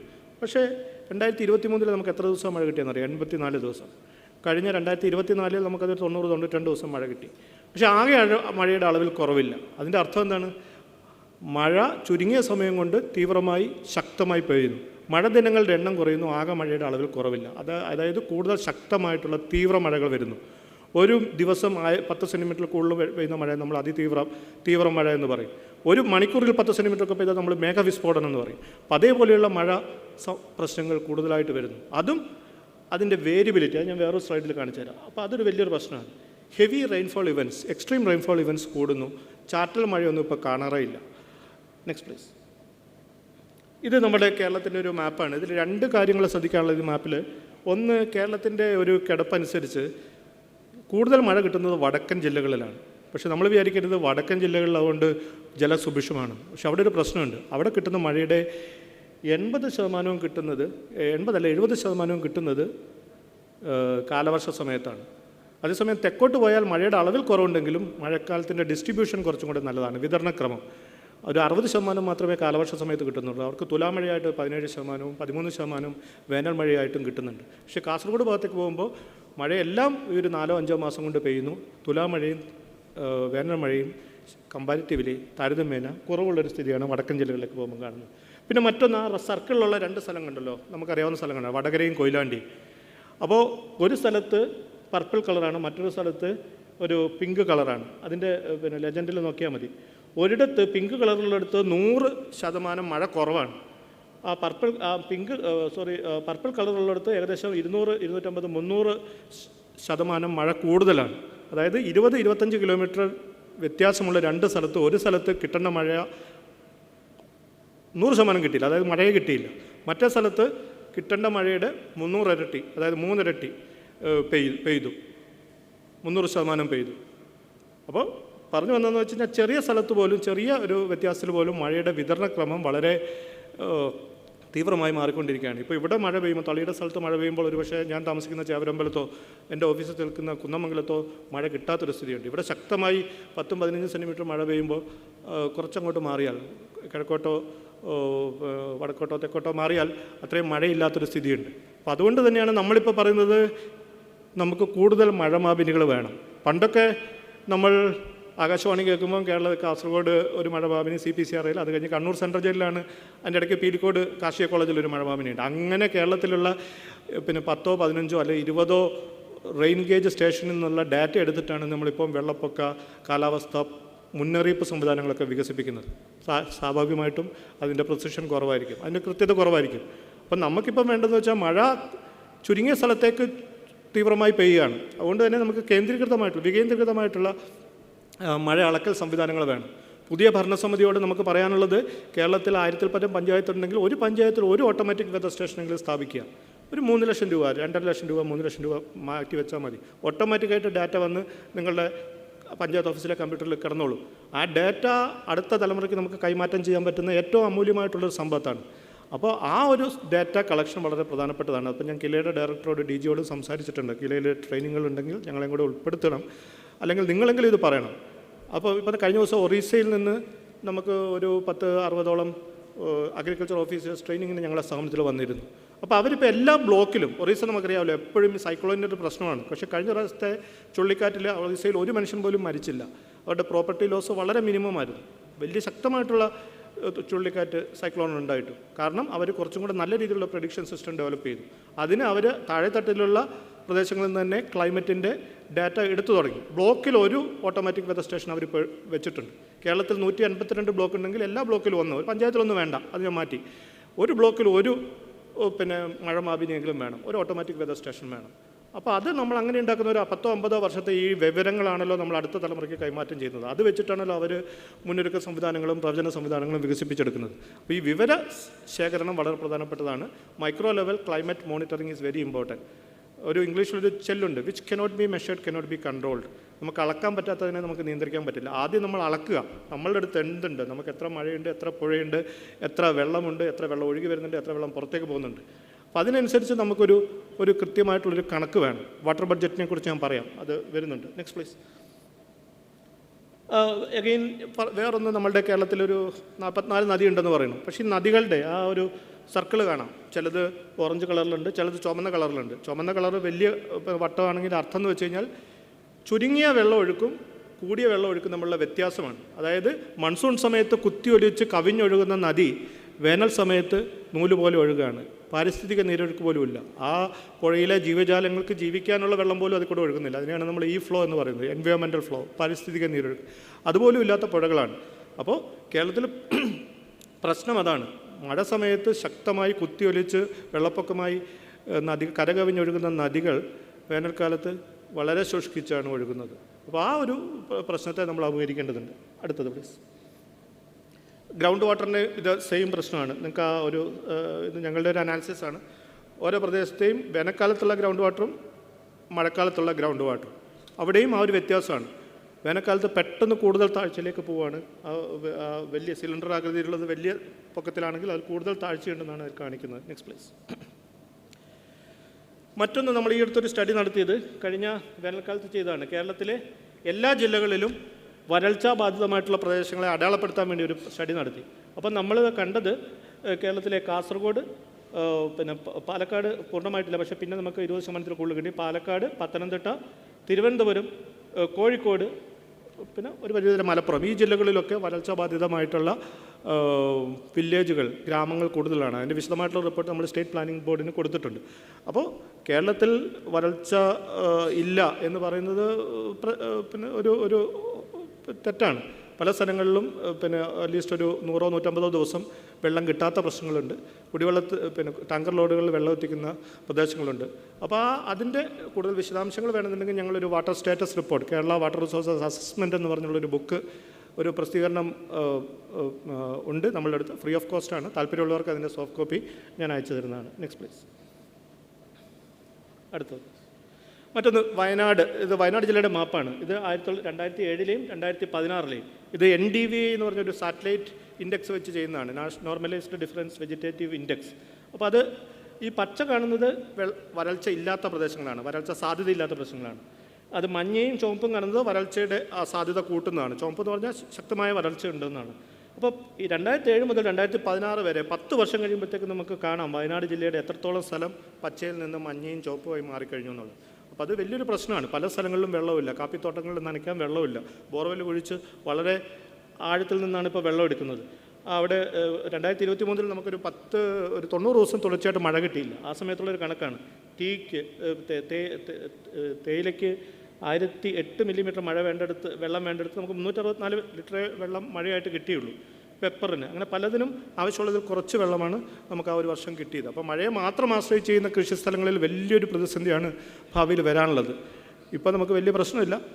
ഈ കാലാവസ്ഥാ മാറ്റത്തിന് നല്ല ഗുണങ്ങളുമുണ്ട് കേട്ടോ. കാരണം ഇപ്പോൾ നമ്മളുടെ മഴക്കാലം ചിലപ്പോഴൊക്കെ വിതരണക്രമം നല്ലതാണ്. ഇപ്പോൾ നമുക്ക് ഇടയ്ക്കൊക്കെ മഴ കിട്ടുന്നത്, എല്ലാ മാസവും കഴിഞ്ഞ മാസം വരെ എല്ലാ മാസവും മഴ കിട്ടി. അപ്പോൾ പല സ്ഥലങ്ങളിലും പ്രത്യക്ഷമായിട്ടുള്ള പെട്ടെന്നുള്ള വരൾച്ച കാണുന്നില്ല. പക്ഷേ ഇത് നാളെ മാറിക്കൂടാന്നില്ല. നാളെ ഈ മഴയുടെ വിതരണക്രമം മാറിക്കൂടാന്നില്ല. അതാണല്ലോ കാലാവസ്ഥാ മാറ്റത്തിൻ്റെ പ്രത്യേകത. വളരെ എറാറ്റിക്കായിട്ടുള്ള, വളരെ പ്രവചനങ്ങൾക്ക് അതീതമായിട്ടുള്ള രീതിയിലാണ് കാലാവസ്ഥ മാറിക്കൊണ്ടിരിക്കുന്നത്. ഒരു വർഷം പെയ്യുന്നത് പോലെയല്ല അടുത്ത വർഷം. ആ പാറ്റേൺ നമുക്ക് കിട്ടുന്നില്ല. അതാണ് കാലാവസ്ഥാ ശാസ്ത്രജ്ഞന്മാരുടെ മുമ്പിലുള്ള വലിയ വെല്ലുവിളി. പലപ്പോഴും ഒരു പാറ്റേൺ ആണല്ലോ. നമ്മൾ 50 വർഷത്തെ 100 വർഷത്തെ മഴയുടെ പാറ്റേൺ എടുത്ത് നോക്കുമ്പോൾ 2016 വെള്ളപ്പൊക്കത്തിന് ശേഷം 2018, 2006 2007 2017 വെള്ളപ്പൊക്കത്തിന് ശേഷം 2018 വെള്ളപ്പൊക്കം. അപ്പോൾ ഇത്ര വർഷം കഴിയുമ്പോൾ ആ ഒരു പാറ്റേൺ വീണ്ടും ആവർത്തിക്കുന്നു എന്നുള്ള രീതിയിലാണ് നമ്മൾ ആ പാറ്റേൺ ഡീലിനേറ്റ് ചെയ്തെടുക്കുകയാണ് ചെയ്യുന്നത്. പക്ഷേ ഇപ്പോൾ പലപ്പോഴും ആ പാറ്റേണിൻ്റെ രീതിയിലല്ല പലപ്പോഴും മഴ പെയ്യുന്നത് കാലാവസ്ഥ മാറ്റം വന്നതിന് ശേഷം. അത് വലിയൊരു വെല്ലുവിളിയാണ്. എന്നാൽ തന്നെയും ആ പഴയ ഡാറ്റ ഒരു പരിധിവരെ നമുക്ക് ബിഗ് ഡാറ്റ അനാലിറ്റിക്സിലൊക്കെ ചെയ്ത് കഴിഞ്ഞാൽ ഏകദേശം നമുക്ക് അതിൻ്റെ ഒരു ട്രെൻഡ് എത്ര വർഷം കഴിയുമ്പോൾ വീണ്ടും ഒരു വരൾച്ചയ്ക്കോ അല്ലെങ്കിൽ ശക്തമായ വെള്ളപ്പൊക്കത്തിനോ, നമ്മൾ കലുങ്കൊക്കെ ഡിസൈൻ ചെയ്യുന്നത് എങ്ങനെയാണല്ലോ, ഒരു 100 വർഷത്തെ ഏറ്റവും കൂടുതൽ ഒഴുക്കിനെ വിസ്റ്റാൻഡ് ചെയ്യാൻ പറ്റുന്ന ഒരു കലുങ്ക് അല്ലെങ്കിൽ ഒരു പാലം എന്നുള്ള രീതിയിലാണല്ലോ ഡിസൈൻ ചെയ്യുന്നത്. അപ്പോൾ അതേപോലെയുള്ള ഡിസൈൻ പർപ്പസിനും ഇതേപോലുള്ള ഡാറ്റ കളക്ഷനും വളരെ പ്രധാനപ്പെട്ടതാണ്. അടുത്ത പിന്നെ മറ്റൊന്ന്, നമ്മുടെ കേരളത്തിൽ നിന്ന് നമുക്ക് രാജ്യത്തിലേക്ക് വരാം. നമുക്ക് ആകെ ഇന്ത്യയിൽ ആകെ നമുക്ക് ലഭ്യമായിട്ടുള്ള വെള്ളം 1123 ബില്യൺ ക്യൂബിക് മീറ്ററാണ്. ബില്യൺ എന്ന് പറഞ്ഞാൽ നേരത്തെ പറഞ്ഞ പോലെ 100 കോടി, ക്യൂബിക് മീറ്റർ എന്ന് പറഞ്ഞാൽ 1000 ലിറ്റർ. അപ്പം 1123 ഉള്ളൂ. ഭൂജലവും ഉപരിജലവും കൂടെ കൂട്ടിയാൽ നമുക്ക് ഈ ഭാരതത്തിലുള്ളൂ. പക്ഷേ ഒരു പ്രൊജക്ഷൻ ഇപ്പം നമുക്ക് വേണ്ടത് ഏകദേശം 980 ബില്യൺ ക്യൂബിക് മീറ്ററാണ്. അതായത് നമ്മുടെ supply is much more than the demand. അപ്പോൾ പ്രശ്നമില്ല, നമ്മുടെ ഡിമാൻഡിനെക്കാട്ടി കൂടുതലാണ് സപ്ലൈ. പക്ഷേ 2050 അല്ലെങ്കിൽ 2047 ബഹുമാനപ്പെട്ട പ്രധാനമന്ത്രി പറയുന്ന പോലെ നമ്മൾ വികസിത് ഭാരത് എന്നുള്ള ആ ഒരു ത്രഷോൾഡിലേക്ക്, ആ ഒരു സങ്കല്പത്തിലേക്ക്, ആ ഒരു ലക്ഷ്യത്തിലേക്ക് എത്തിയാണെങ്കിൽ നമുക്ക് ഏകദേശം ആ സമയത്തൊക്കെ വേണ്ടി വരുന്ന വെള്ളം 1450 ബില്യൺ ക്യൂബിക് മീറ്ററാണ്. പക്ഷേ നമുക്ക് എവിടുന്ന് കൂട്ടിയും കഴിച്ചാൽ നോക്കിയാൽ 1123 ബില്യൺ ക്യൂബിക് മീറ്ററേ ഉള്ളൂ വെള്ളം. അപ്പോൾ എന്ത് ചെയ്യും? 2 ഓപ്ഷനുണ്ട്. സപ്ലൈ കൂട്ടാം, അല്ലെങ്കിൽ ഡിമാൻഡ് കുറയ്ക്കാം. സപ്ലൈ കൂട്ടാൻ അത്ര എളുപ്പമല്ല, പറയാൻ എളുപ്പമാണെങ്കിലും സപ്ലൈ കൂട്ടാൻ എളുപ്പമല്ല. കൂട്ടാം, നമുക്ക് കുറച്ച് മഴവെള്ള സംഭരണം ചെയ്യാം, കുറച്ച് ഗ്രൗണ്ട് വാട്ടർ റീചാർജ് ചെയ്യാം, സപ്ലൈ കൂട്ടാം. പക്ഷേ സപ്ലൈ കൂട്ടാൻ ഏറ്റവും വലിയൊരു സാധ്യതയുണ്ട്, നമ്മളെപ്പോഴും മറന്നു പോകുന്നൊരു സാധ്യത ഭാരതത്തിൽ. എന്താണെന്ന് പറയാമോ? ഗ്രേ വാട്ടർ റീയൂസ്, നമ്മളുടെ മലിനജല പുനരുപയോഗം. മലിനജലം എന്ന് പറഞ്ഞു കഴിഞ്ഞാൽ നമ്മുടെ ബാത്റൂമിൽ നിന്ന് വരുന്ന അല്ലെങ്കിൽ ഒഴുകി വരുന്ന ആ ഡാർക്ക് വാട്ടർ അല്ല ഞാൻ ഉദ്ദേശിക്കുന്നത്. നമ്മളുടെ സിങ്കിൽ നിന്നും, കിച്ചൺ സിങ്കിൽ നിന്നും, കുളിമുറിയിൽ നിന്നും, വാഷ് ബേസിൽ നിന്നും ഒക്കെ ഒഴുകി വരുന്ന വലുതായി മലിനീകരിക്കാത്ത വെള്ളത്തെ നമുക്ക് ട്രീറ്റ് ചെയ്ത് അത് പുനരുപയോഗിക്കാം. ഇപ്പോൾ Mahua, ministry of urban affairs and housing പുതിയ റൂൾ കൊണ്ടുവന്നിരിക്കുകയാണ്. ശിവമരത്തിൽ സാറിനൊക്കെ അറിയായിരിക്കും. 2030 പുതിയ ബിൽഡിങ്ങുകൾ പണിയുമ്പോൾ അതിൽ 30% തീർച്ചയായിട്ടും റീസൈക്കിൾ ചെയ്യണം. 2040 അതിൻ്റെ ശതമാനക്കണക്ക് 40% ആവുകയാണ്. എക്സിസ്റ്റിംഗ് ബിൽഡിങ്ങിനും അത് കൊണ്ടുവരേണ്ടതുണ്ട്. ഇപ്പോൾ കോൺഫിഡൻറ്റ് ഗ്രൂപ്പ് ഞങ്ങൾക്കൊരു പ്രൊജക്റ്റ് ചെയ്തിരുന്നു. ഇപ്പോൾ ഒരു പുതിയ കൺസ്ട്രക്ഷൻ നടത്തുമ്പോൾ ഇതേപോലൊരു സംവിധാനം ഡിസൈൻ ചെയ്ത് കൊടുക്കാൻ. അപ്പോൾ അവർ നമ്മൾ സെപ്പറേറ്റ് പൈപ്പിംഗ് സിസ്റ്റം ചെയ്ത് ആ വെള്ളം എല്ലാ കിച്ചൺ സിങ്കിൽ നിന്നും ബാത്റൂമിൽ നിന്നുള്ള വെള്ളം മാത്രം കൊണ്ടുവന്ന് ഒരു ടാങ്കിലേക്ക് കൊണ്ടുവന്ന് ഒരു പ്യൂരിഫിക്കേഷൻ സിസ്റ്റം ഡെവലപ്പ് ചെയ്തു. അതിനുശേഷം ആ വെള്ളം വീണ്ടും നമ്മുടെ ഫ്ലഷ് ടാങ്കിലേക്കും, കുടിക്കാനും ബാത്റൂമിലേക്കൊന്നും നമ്മൾ കൊടുക്കുന്നില്ല, ഫ്ലഷ് ടാങ്കിലേക്കും കാർ കഴുകുന്നിടത്തേക്കും ഗാർഡനിലേക്കും ഒക്കെ കൊടുക്കുന്ന രീതിയിൽ ഡിസൈൻ ചെയ്തിരിക്കുകയാണ്. അപ്പോൾ അതേപോലുള്ള സംവിധാനങ്ങൾ നോക്കണം. സിംഗപ്പൂരിൽ അവരുപയോഗിക്കുന്ന വെള്ളത്തിന് 30% എല്ലാ കാര്യത്തിനും ഉപയോഗിക്കുക കേട്ടോ. വെള്ളം അവർ പറയുന്ന പേര് ന്യൂ വാട്ടർ എന്നാണ്. ആ പുതിയ വെള്ളം വരുന്നത് റീസൈക്കിൾഡ് വാട്ടറാണ്. ഉപയോഗിച്ച വെള്ളത്തെ പ്യൂരിഫൈ ചെയ്ത് ഡ്രിങ്കിങ് വാട്ടർ സ്റ്റാൻഡേർഡിലേക്കൊക്കെയാണ് തിരിച്ചു കൊടുക്കുന്നത്. അപ്പോൾ അതേപോലുള്ള സംവിധാനമൊന്നും ഭാരതത്തിൽ വരാൻ സമയമെടുക്കും. പക്ഷേ എന്നിരുന്നാൽ തന്നെയും നമുക്കിപ്പോൾ 1% കുറവാണ് റീസൈക്കിൾ നടക്കുന്നത്. അപ്പോൾ അത് കൂട്ടേണ്ടതുണ്ട്. ഒരു 5% ആക്കണം. എന്നാൽ മാത്രമേ നമുക്ക് ഈ വാട്ടർ ഡിമാൻഡ് മീറ്റ് ചെയ്യാൻ പറ്റുള്ളൂ. അപ്പോൾ സപ്ലൈ കൂട്ടാനുള്ള മാർഗ്ഗങ്ങളിൽ ground water recharge, rain water harvesting, recycle and reuse of grey water വളരെ വളരെ പ്രധാനപ്പെട്ടതാണ്. പക്ഷേ അതർ സൈഡ് ഡിമാൻഡ് കുറയ്ക്കാൻ വേണ്ടിയിട്ടുള്ള ഒത്തിരി സാധ്യതകൾ നമ്മുടെ മുമ്പിലുണ്ട്. പ്രധാനമായിട്ടും നമുക്ക് ഏറ്റവും കൂടുതൽ വാട്ടർ ഡിമാൻഡ് ഉള്ളത് ഇറിഗേഷനാണ്, ജലസേചനാവശ്യത്തിന്. ഇന്ത്യയിൽ ഉപയോഗിക്കുന്ന വെള്ളത്തിൻ്റെ 75% ഉപയോഗിക്കുന്നത് ജലസേചനാവശ്യങ്ങൾക്കാണ്. പക്ഷേ ജലസേചനാവശ്യങ്ങൾക്ക് ഉപയോഗിക്കുന്ന വെള്ളം എത്രത്തോളം കാര്യക്ഷമമായിട്ടാണ് നമ്മൾ ഉപയോഗിക്കുന്നത് എന്നുള്ളൊരു ചോദ്യം നമ്മുടെ മുമ്പിലുണ്ട്. നമ്മൾ 100 ലിറ്റർ വെള്ളം അതിൻ്റെ സോഴ്സിൽ നിന്ന് എടുത്ത് ചെടിയുടെ ചോട്ടിലേക്ക് എത്തിക്കുന്നത് 35 ലിറ്ററേ ഉള്ളൂ. 35 ലിറ്റർ വെള്ളമേ ചെടിയുടെ ഗ്രൗണ്ട് വാട്ടർ റൂട്ട് സോണിലേക്ക് എത്തുന്നുള്ളൂ. ബാക്കി 65% വെള്ളവും ഇതിൻ്റെ മൂവ്മെൻറ്റിൽ, ഡിസ്ട്രിബ്യൂഷനിൽ, കൺവെയൻസ് സമയത്ത് നഷ്ടപ്പെടുകയാണ്. വാട്ടർ പ്രൊഡക്ടിവിറ്റി കുറവാണ്. അതുകൊണ്ടാണല്ലോ ബഹുമാനപ്പെട്ട പ്രധാനമന്ത്രി പറഞ്ഞത് മോർ ക്രോപ്പ് പെർ ഡ്രോപ്പ്. അതാണ് ലക്ഷ്യം. ഓരോ തുള്ളിയിൽ നിന്നും കൂടുതൽ ഉൽപ്പാദനമാണ് ലക്ഷ്യം. അപ്പോൾ അതേപോലെയുള്ള വാട്ടർ പ്രൊഡക്ടിവിറ്റി കൂട്ടാനുള്ള സംവിധാനം. ഇത് 3 രാജ്യങ്ങളുടെ കമ്പാരിസനാണ് ആ സർക്കിളിലുള്ളത്.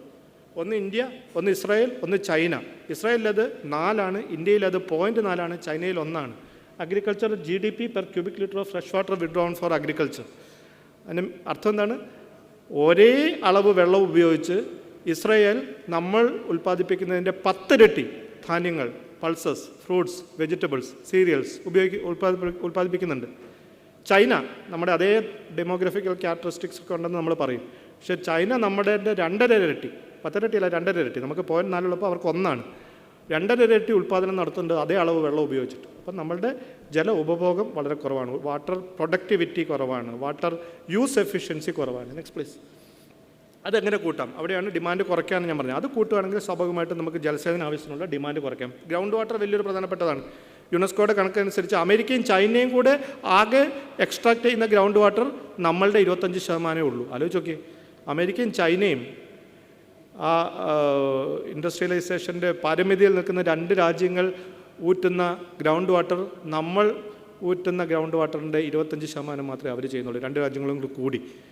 അപ്പോൾ നമുക്ക് കൂടുതൽ പ്രദേശങ്ങൾ ജലസേചനത്തിന് കൊണ്ടുവരണമെങ്കിൽ കൂടുതൽ വെള്ളം പമ്പ് ചെയ്യേണ്ടി വരും, കൂടുതൽ ആഴത്തിൽ നിന്ന് പമ്പ് ചെയ്യേണ്ടി വരും. അപ്പോൾ നമുക്ക് സ്വാഭാവികമായിട്ടും ഒരു ട്രേഡ് ഓഫ് ഉണ്ട്. അവിടെ അങ്ങനെ ചെയ്തു കഴിഞ്ഞാൽ മറ്റൊരു സൈഡിൽ എമിഷൻ കൂടും, കൂടുതൽ ഇന്ധനം കത്തിക്കേണ്ടി വരും, കൂടുതൽ ഇലക്ട്രിസിറ്റി ഉപയോഗിക്കേണ്ടി വരും, കൂടുതൽ ഡീസൽ ഉപയോഗിക്കേണ്ടി വരും, എമിഷൻ കൂടും. അപ്പോൾ ഗ്രീൻ ഹൗസ് ഗ്യാസ് എമിഷൻ കൂടും. അപ്പോൾ നമ്മളുടെ ലക്ഷ്യം, മുഖ്യമന്ത്രി പറഞ്ഞത് 2050 കാർബൺ ന്യൂട്രൽ കേരള, പ്രധാനമന്ത്രി പറയുന്നത് 2070 നെറ്റ് സീറോ രാജ്യം. ആ ഒരു ലക്ഷ്യത്തിലേക്ക് എത്തണമെങ്കിൽ എമിഷൻ കുറച്ചല്ലേ പറ്റൂ. അപ്പോൾ അവിടെ ഒരു ട്രേഡ് ഓഫ് ഉണ്ട്. അവിടെ നമുക്കുള്ള സാധ്യത, if you can increase the irrigation efficiency by 1%, corresponding reduction in greenhouse gas emission will be 20%. അവിടെയും ഇറിഗേഷൻ എഫിഷ്യൻസി കൂട്ടുക എന്നുള്ളതാണ്. അതിൻ്റെ ഏതാനും സാധ്യതകൾ ഞാൻ മുമ്പോട്ട് പറയാം. Next please. പിന്നെ വെറ്റ്ലാൻഡാണ് കേരളത്തിലെ മറ്റൊരു പ്രധാനപ്പെട്ട. നമുക്ക് ആകെ 4500ഓളം തണ്ണീർത്തടങ്ങളുണ്ട്. 3 റാംസാർ സൈറ്റുകൾ നമുക്കറിയാലോ അല്ലേ? വേമ്പനാട്, ശാസ്താംകോട്ട, അഷ്ടമുടി, 3 റാംസാർ സൈറ്റുകൾ ഉൾപ്പെടെ 4500ഓളം ചെറുതും വലുതുമായിട്ടുള്ള വെറ്റ്ലാൻഡ്സ് നമ്മളെടുത്തിട്ടുണ്ട്. മറൈൻ വെറ്റ്ലാൻഡ്സ് ഉണ്ട്, ഇൻലാൻഡ് വെറ്റ്ലാൻഡ്സ് ഉണ്ട്. പക്ഷേ പല വെറ്റ്ലാൻഡും ഇപ്പം നാശത്തിൻ്റെ വക്കിലാണ്. Next please. ഇപ്പോൾ ഒരു കണക്ക് പറയാം. 2019 തൊട്ട് 24 വന്നപ്പോഴത്തേക്ക് വെറ്റ്ലാൻഡിൻ്റെ വിസ്തീർണത്തിൽ ഏകദേശം 70 ഹെക്ടറാണ് കുറഞ്ഞത്. പല വെറ്റ്ലാൻഡും നഷ്ടപ്പെടുകയാണ്, നികത്തപ്പെടുകയാണ്. Next please. നമ്മുടെ 3 റാംസാർ സൈറ്റുകൾ കണ്ടല്ലോ. 3 റാംസാർ സൈറ്റ്, അതിൻ്റെ കുറച്ച് സ്റ്റാറ്റിസ്റ്റിക്സ് ഒക്കെയാണ്, ഞാനതിലേക്ക് കൂടുതൽ കിടക്കുന്നില്ല. Next please. നമ്മൾ വേമ്പനാട് നടത്തിയ ഒരു സ്റ്റഡി പറയുന്നത് the built-up area increased from 2.5% നിന്ന് 5.6.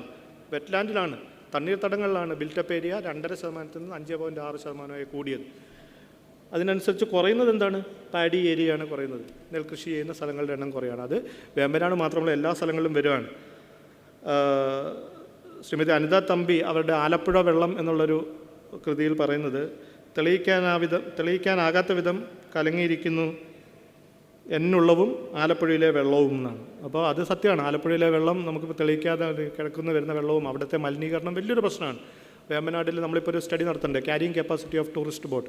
എത്ര ടൂറിസ്റ്റ് ബോട്ടുകളെ വേമ്പനാട് കായലിന് ആവാഹനശേഷിയുണ്ട് എന്ന് പഠിക്കാൻ വേണ്ടി സ്റ്റേറ്റ് വെറ്റ്ലാൻഡ് അതോറിറ്റിയുടെ ഒരു പഠനം നടക്കുന്നുണ്ട്. അപ്പോൾ ഇപ്പോൾ തന്നെ കണക്കനുസരിച്ച് 3 ഇരട്ടിയൊക്കെയാണ് അവിടെ. എൻ്റെ റിപ്പോർട്ട് പുറത്ത് വന്നിട്ടില്ല. അപ്പോൾ ഇതിൻ്റെ എല്ലാം വിസർജ്യ വസ്തുക്കളും ആ ഒരു മലിന വസ്തുക്കളും ചുറ്റുപാടുമുള്ള എല്ലാ ഹാബിറ്റാറ്റ്സിൽ നിന്നുമുള്ള മലിന വസ്തുക്കൾ എത്തുന്നത് ഇതേപോലുള്ള വേമ്പനാടിലാണ്. സഞ്ജയൻ സാറിൻ്റെ ഒരു സ്റ്റഡി, കുഫോസിന് വേണ്ടി നടത്തിയ സ്റ്റഡി, അഭിലാഷ് ഇവിടെയുണ്ട്. അപ്പോൾ പ്ലാസ്റ്റിക് താഴെ അദ്ദേഹം പറയുന്നത് താഴെ ഏകദേശം ഒരു 30 ഇഞ്ച് കനത്തിൽ പ്ലാസ്റ്റിക് അടിഞ്ഞു കൂടിയിട്ടുണ്ടെന്നാണ് അദ്ദേഹം പറയുന്നത്. അപ്പം അതിൻ്റെ ആവാഹനശേഷി കുറയുന്നു, വേമ്പനാടിൻ്റെ ആവാഹനശേഷി കുറയുന്നു. അങ്ങനെ പല പ്രശ്നങ്ങളുമുണ്ട്. അടുത്തത് നെക്സ്റ്റ്. പിന്നെ നമ്മുടെ ഈ എല്ലാ വെറ്റ്ലാൻഡ്സിനും പല പ്രശ്നങ്ങളുണ്ട്. അതിലും പ്രശ്നങ്ങളും അതിൻ്റെ ഒരു ട്രെൻഡും കൂടെ നോക്കിയാൽ, ഒന്ന് ഹാബിറ്റാറ്റ് ചേഞ്ച്, പിന്നെ climate change, invasive species, over exploitation, pollution. അപ്പോൾ പലതരത്തിലുള്ള വെറ്റ്ലാൻഡ് നമ്മൾ സ്റ്റഡി ചെയ്തിട്ടുണ്ട്. അത് ഇൻലാൻഡ് വെറ്റ്ലാൻഡ്, മെറൈൻ വെറ്റ്ലാൻഡ്സ്, പിന്നെ പീറ്റ് ലാൻഡ്സ്, അങ്ങനെ പല വെറ്റ്ലാൻഡ്. അപ്പോൾ ഇതിനെല്ലാം അതിൻ്റെ ഒരു ട്രെൻഡിനെ കുറിച്ച് പറയുന്നതാണ്. ഞാൻ കൂടുതൽ ഈ ഒരു സൈഡിൽ നിന്ന് സമയം ചിലവാക്കുന്നില്ല. Next please. പിന്നെ നമ്മളെപ്പോഴും കാലാവസ്ഥാ മാറ്റം മാത്രം പറഞ്ഞിട്ട് കാര്യമില്ല. ഇത് പിന്നെ ഭാരതപ്പുഴയിൽ നടത്തിയൊരു സ്റ്റഡിയാണ്. ഭാരതപ്പുഴയിൽ നമ്മൾ 2002 മുതൽ 2019 വരെ നടത്തിയൊരു സ്റ്റഡിയാണ്. അപ്പോൾ ആ സ്റ്റഡിയിൽ കാണുന്നത്, ആ പച്ച നിറത്തിൽ കാണുന്നത്, പിന്നെ മഞ്ഞ നിറത്തിൽ കാണുന്നത് പിന്നെ നമ്മുടെ നെൽവയലുകളാണ്. പച്ച കാണുന്നത് പ്ലാന്റേഷനാണ്, റെഡ് കാണുന്നത് ഹാബിറ്റാറ്റ്സ് ആണ്, ബിൽറ്റപ്പ് ഏരിയ ആണ്. അപ്പോൾ നിങ്ങൾക്ക് കണ്ടറിയാം കാലക്രമേണ മഞ്ഞ മാറി പച്ചയും ചുവപ്പുമായി മാറി വരുന്നത്. അപ്പോൾ നമ്മളെല്ലാം കാലാവസ്ഥ മാറ്റത്തെ മാത്രം പറഞ്ഞിട്ട് കാര്യമില്ല. അപ്പം പിന്നെ ഭാരതപ്പുഴയിൽ നമ്മൾ പഠനം നടത്തിയപ്പം ഭാരതപ്പുഴയുടെ 65% പ്രദേശത്തും വരൾച്ച ഉണ്ട് എന്നുള്ളതാണ്. 38% സ്ഥലത്ത് വളരെ സിവിയർ ആയിട്ടുള്ള വരൾച്ചയുണ്ട്. പിന്നെ 10% സ്ഥലത്ത് ഒരു സിഗ്നിഫിക്കൻ്റ് ആയിട്ടുള്ള വരൾച്ചയുണ്ട്. പിന്നെ വളരെ മോഡറേറ്റ് ആയിട്ടുള്ള വരൾച്ച 17%. ആ കുട്ടിയാൽ ഏകദേശം 65% പ്രദേശത്ത് വരൾച്ച ബാധിതമാണ്. ഈ ഭാരതപ്പുഴയുടെ തന്നെ കമാൻഡ് ഏരിയ, ഭാരതപ്പുഴയുടെ തന്നെ ബേസിൻ. അപ്പോൾ അതിന് നമ്മൾ കാലാവസ്ഥാ മാറ്റത്തെ മാത്രം പഠിച്ചിട്ട് കാര്യമില്ലല്ലോ. അപ്പോൾ അതിൽ വേറെ പ്രശ്നങ്ങൾ എന്ന് വെച്ച് കഴിഞ്ഞാൽ, ഒന്ന് ഇൻക്രീസ് ഇൻ വാട്ടർ ഡിമാൻഡ്, കൃഷി ആവശ്യങ്ങൾക്ക് മാത്രമല്ല വേറെ പല ആവശ്യങ്ങൾക്കും നമുക്കിപ്പോൾ വെള്ളം വേണ്ടി വരുന്നുണ്ട്. കൂടുതൽ ബിൽറ്റപ്പ് ഏരിയ, ജനങ്ങൾ കൂടുന്നു, വ്യവസായങ്ങൾ കൂടുന്നു, അങ്ങനെയൊക്കെ വരുമ്പോൾ കൂടുതൽ പിന്നെ വെള്ളത്തിൻ്റെ ആവശ്യം വരുന്നു. ലാൻഡ് യൂസ് ചേഞ്ചസ് വലിയ ഒരു പ്രശ്നമാണ്. പലയിടത്തും കൺവേർഷൻ നടക്കുന്നുണ്ട്. പാടങ്ങൾ മാറ്റി കരഭൂമിയാക്കുമ്പോൾ അതിനനുസരിച്ച് റീചാർജിൻ്റെ കുറവുണ്ട്, വെള്ളത്തിൻ്റെ അവൈലബിലിറ്റിയിൽ കുറവ് വരും. ആന്ത്രോപ്പജനിക് റീസൺസ്, പിന്നെ ഞാൻ നേരത്തെ പറഞ്ഞ പോലെ absence of local measures that might build resilience. ലോക്കലായി പ്രാദേശികമായി കാലാവസ്ഥാ മാറ്റത്തെ പ്രതിരോധിക്കാനുള്ള, വരൾച്ചയെ പ്രതിരോധിക്കാനുള്ള, വെള്ളപ്പൊക്കത്തെ പ്രതിരോധിക്കാനുള്ള സംവിധാനങ്ങൾ വികസിപ്പിക്കണം. അവിടെയുള്ള ഞാൻ നേരത്തെ പറഞ്ഞ പോലെ കാലാവസ്ഥയെ അളന്നിട്ട് വേണം നമുക്ക് അതേപോലുള്ള സംവിധാനങ്ങൾ വികസിപ്പിക്കാൻ. എല്ലാം ചെയ്യാൻ പറ്റുന്ന ഒരു കോമൺ പാക്കേജ് ഓഫ് പ്രാക്ടീസസോ സ്റ്റാൻഡേർഡ് ഓപ്പറേറ്റിംഗ് പ്രോട്ടോക്കോളൊന്നും എവിടെ അവൈലബിൾ അല്ല. നേരെ മറിച്ച് നമ്മൾ തദ്ദേശീയമായിട്ടുള്ള പ്രശ്നങ്ങളെ മനസ്സിലാക്കി അതിനനുസരിച്ച് വിശകലനം ചെയ്ത് അതിനനുസരിച്ചുള്ള ഇടപെടൽ പ്രവർത്തനങ്ങൾ നടത്തേണ്ടതുണ്ട്. Next please. അപ്പോൾ നമ്മൾ ഈ കാലാവസ്ഥാ മാറ്റത്തെക്കുറിച്ച് പറയുമ്പോൾ 2 രീതിയിലാണ്.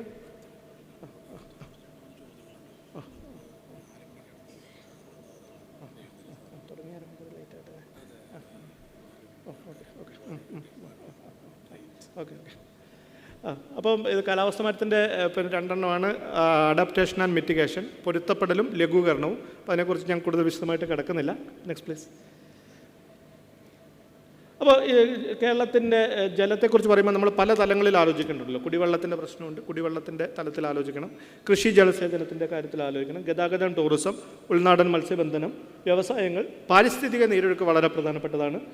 സംസ്കാരം, ഉത്സവങ്ങൾ. ചില ഉത്സവങ്ങളൊക്കെ പുഴയായിട്ട് ബന്ധപ്പെട്ട് മാത്രമേ നടക്കുള്ളൂ. അത് പള്ളിയോടം, നമ്മൾ ആറന്മുള പോയി കഴിഞ്ഞാൽ അവിടെ ഇപ്പുറം വന്ന മാരാമൺ കൺവെൻഷൻ, അതിനപ്പുറം കുറച്ച് മുകളിലോട്ട് കയറി കഴിഞ്ഞാൽ നമ്മുടെ ശബരിമല, പമ്പ, പിന്നെ നമ്മുടെ പിന്നെ തിരുനാവായ, അങ്ങനെ പല സ്ഥലങ്ങളിലും പുഴയുമായിട്ടും വെള്ളത്തിൻ്റെ ഒഴുക്കുമായിട്ട് ബന്ധപ്പെട്ടിട്ടാണ് നമ്മുടെ സംസ്കാരം തന്നെ നിൽക്കുന്നത്. പിന്നെ വന്യമൃഗ സംരക്ഷണം. പലപ്പോഴും മൃഗങ്ങൾ നാട്ടിലേക്ക് ഇറങ്ങുന്നത് ഇതേപോലെയുള്ള കാട്ടിനുള്ളിൽ വെള്ളം കിട്ടാത്തതുകൊണ്ടാണെന്നൊക്കെയാണ് പറയുന്നത്. അപ്പോൾ നമ്മുടെ ജലപ്രശ്നങ്ങളെക്കുറിച്ച് പെട്ടെന്ന് ഞാൻ വായിച്ചു പോകാം. കാലാവസ്ഥാ മാറ്റം, മഴക്കാലത്തിൻ്റെ വ്യതിയാനം പറഞ്ഞു, അതിതീവ്ര മഴ, പ്രാദേശികമായ ശക്തമായ മഴ, താളം തെറ്റിയ വിതരണക്രമം, പ്രകൃതി ദുരന്തങ്ങൾ, ഭൂപ്രകൃതിയുടെ പ്രത്യേകത, ഉയർന്ന ജനസാന്ദ്രത. അതെല്ലാം നമ്മളുടെ നാച്ചുറലായിട്ടുള്ള കോസസാണ്, നമ്മളുടെ ഇതിന് പുറമേ ഉള്ള കാര്യങ്ങളാണല്ലോ.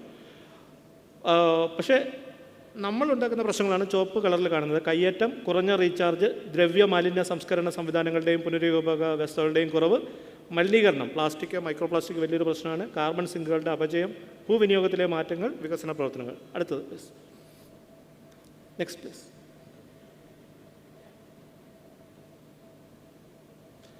അപ്പോൾ പിന്നെ നമ്മൾ ഒരു വെള്ളത്തിനെ നോക്കുമ്പോൾ പല പെർസ്പെക്റ്റീവിൽ ചെയ്യണമെന്ന് ഞാൻ പറഞ്ഞല്ലോ. ഇപ്പോൾ ഡിമാൻഡ് സപ്ലൈ നമ്മൾ ഓൾറെഡി പറഞ്ഞു. മറ്റൊന്ന് എക്സസ് ഡെഫിസിറ്റ്. ഒരേ സ്ഥലത്ത് പല സമയത്ത് ചിലപ്പോൾ കൂടുതലായിരിക്കും, ചിലപ്പോൾ കുറവായിരിക്കും. ഒരു പുഴ തന്നെ ചിലപ്പോൾ വെള്ളപ്പൊക്കം ഉണ്ടാക്കും, അതേ പുഴ തന്നെ 3-4 മാസം കഴിയുമ്പോൾ വെള്ളമില്ലാത്ത പോലെ വരൾച്ചയിലേക്ക് എത്തിക്കുകയും ചെയ്യും. അപ്പോൾ അതിനനുസരിച്ചുള്ള ഇടപെടൽ പ്രവർത്തനങ്ങളും സ്ട്രാറ്റജീസും നമ്മൾ ഡെവലപ്പ് ചെയ്യേണ്ടതുണ്ട്. പിന്നെ ഞാൻ നേരത്തെ പറഞ്ഞ പോലെ ക്വാളിറ്റി വളരെ പ്രധാനമാണ്. ക്വാണ്ടിറ്റിയെക്കുറിച്ച് മാത്രം ആലോചിച്ച പല സ്ഥലങ്ങളിലും ജോയ് സാർ പറഞ്ഞ പോലെ വെള്ളത്തിൻ്റെ ഗുണനിലവാരത്തിൽ പ്രശ്നമുണ്ട്. അപ്പോൾ ഗുണനിലവാരം എങ്ങനെ നമുക്ക് വേണ്ട രീതിയിൽ കൈകാര്യം ചെയ്യാൻ പറ്റും എന്നുള്ളൊരു ചോദ്യം കൂടെ നമ്മുടെ മുമ്പിലുണ്ട്. അടുത്തത് നെക്സ്റ്റ് പ്ലീസ്. നെക്സ്റ്റ്. ഞാൻ സമയപരിമിതി മൂലം പെട്ടെന്ന് അവസാനിപ്പിക്കാം. അപ്പോൾ ഇത് വേമ്പനാടിനെ സംബന്ധിച്ചോളം നമ്മൾ ചെയ്ത ഒരു ഇതാണ്. അവിടെയുള്ള പ്രശ്നങ്ങളെ അപഗ്രഥിക്കുകയാണ്. അപ്പോൾ നിങ്ങളുടെ പ്രദേശത്ത് അത് പിന്നെ തണ്ണീർത്തടമായിക്കോട്ടെ, മലയോര പ്രദേശമായിക്കോട്ടെ, ഇടനാട് പ്രദേശമായിക്കോട്ടെ, അവിടെയുള്ള പ്രശ്നങ്ങളെ നിങ്ങൾ അപഗ്രഥിക്കേണ്ടതുണ്ട്. അവിടെയുള്ള കാലാവസ്ഥാപരമായിട്ടുള്ള പ്രകൃതിപരമായിട്ടുള്ള പ്രശ്നങ്ങൾ ഇപ്പോൾ മഞ്ഞ നിറത്തിൽ കാണുന്നത് അതാണ്. ചുവപ്പ് നിറത്തിൽ കാണുന്നത് മനുഷ്യ നിർമ്മിതമായിട്ടുള്ള പ്രശ്നങ്ങളാണ്, ആന്ത്രോപ്പജനിക് റീസൺസാണ്. ആ ബ്ലൂ കളറിൽ കാണുന്നത് രണ്ടുപേർക്കും പ്രകൃതിക്കും അതിൽ പിന്നെ റോളുണ്ട്, നമുക്കും റോളുണ്ട്. അപ്പോൾ അങ്ങനെയുള്ള പ്രശ്നങ്ങളെ നമ്മൾ അപഗ്രഥിക്കുന്നു. അതിൽ പോളിസി ഇൻ്റർവെൻഷൻ വേണ്ടതാണ് സ്റ്റാർ ഇട്ട് കാണുന്നത്, ഗവൺമെൻറ് തരത്തിലുള്ള നയ സമീപനങ്ങൾ വേണ്ട. അപ്പോൾ അതേപോലെയുള്ള ഓരോ സ്ഥലത്തെയും പ്രശ്നങ്ങൾ നിങ്ങൾ ഇതേപോലെ അപഗ്രഥിക്കേണ്ടതുണ്ട്. അപഗ്രഹിച്ചതിന് ശേഷം മാത്രം നമുക്ക് ഇടപെടൽ പ്രവർത്തനങ്ങളെക്കുറിച്ച് ആലോചിക്കാം, നയപരിപാടികളെക്കുറിച്ച് ആലോചിക്കാം, അവിടെ എന്ത് ചെയ്യണം, എപ്പോൾ ചെയ്യണം, എങ്ങനെ ചെയ്യണം എന്നതിനെക്കുറിച്ചിട്ട് ആലോചിക്കാം. Next please. അപ്പോൾ പറഞ്ഞത് തന്നെ വീണ്ടും ഒന്നും കൂടെ പറയുകയാണ്. നമ്മളൊരു ജലവുമായി ബന്ധപ്പെടുമ്പോൾ 6 പെർസ്പെക്റ്റീവിലാണ് നമ്മൾ നോക്കേണ്ടത്. വാട്ടറിൻ്റെ, ജലത്തിൻ്റെ സപ്ലൈ, ഡിമാൻഡ്, അതിൻ്റെ വാട്ടർ ഗവേണൻസ് ആൻഡ് പോളിസി, ഭരണപരമായിട്ടുള്ള കാര്യങ്ങൾ, കപ്പാസിറ്റി ബിൽഡിംഗ് വളരെ പ്രധാനപ്പെട്ടതാണ്. നമുക്ക് എങ്ങനെ ശാക്തീകരിക്കാൻ പറ്റും, പരിശീലന പരിപാടികളും പുതിയ സംവിധാനങ്ങളും പുതിയ ഭരണസമിതികൾ വന്നു, ഇവർക്കെല്ലാം നമ്മൾ പരിശീലന പരിപാടികൾ കൊടുക്കേണ്ടതുണ്ട്. എങ്ങനെയാണ് കൃത്യമായി ജലവിഭവ മാനേജ്മെൻറ്റ് അവരുടെ തദ്ദേശ സ്വയംഭരണ പ്രദേശത്ത് നടത്താൻ പറ്റും എന്നുള്ള കാര്യത്തെക്കുറിച്ച്. ഡിസാസ്റ്റർ മാനേജ്മെൻറ്റ് ഇതുമായിട്ട് ബന്ധപ്പെട്ടാണ് climate resilience.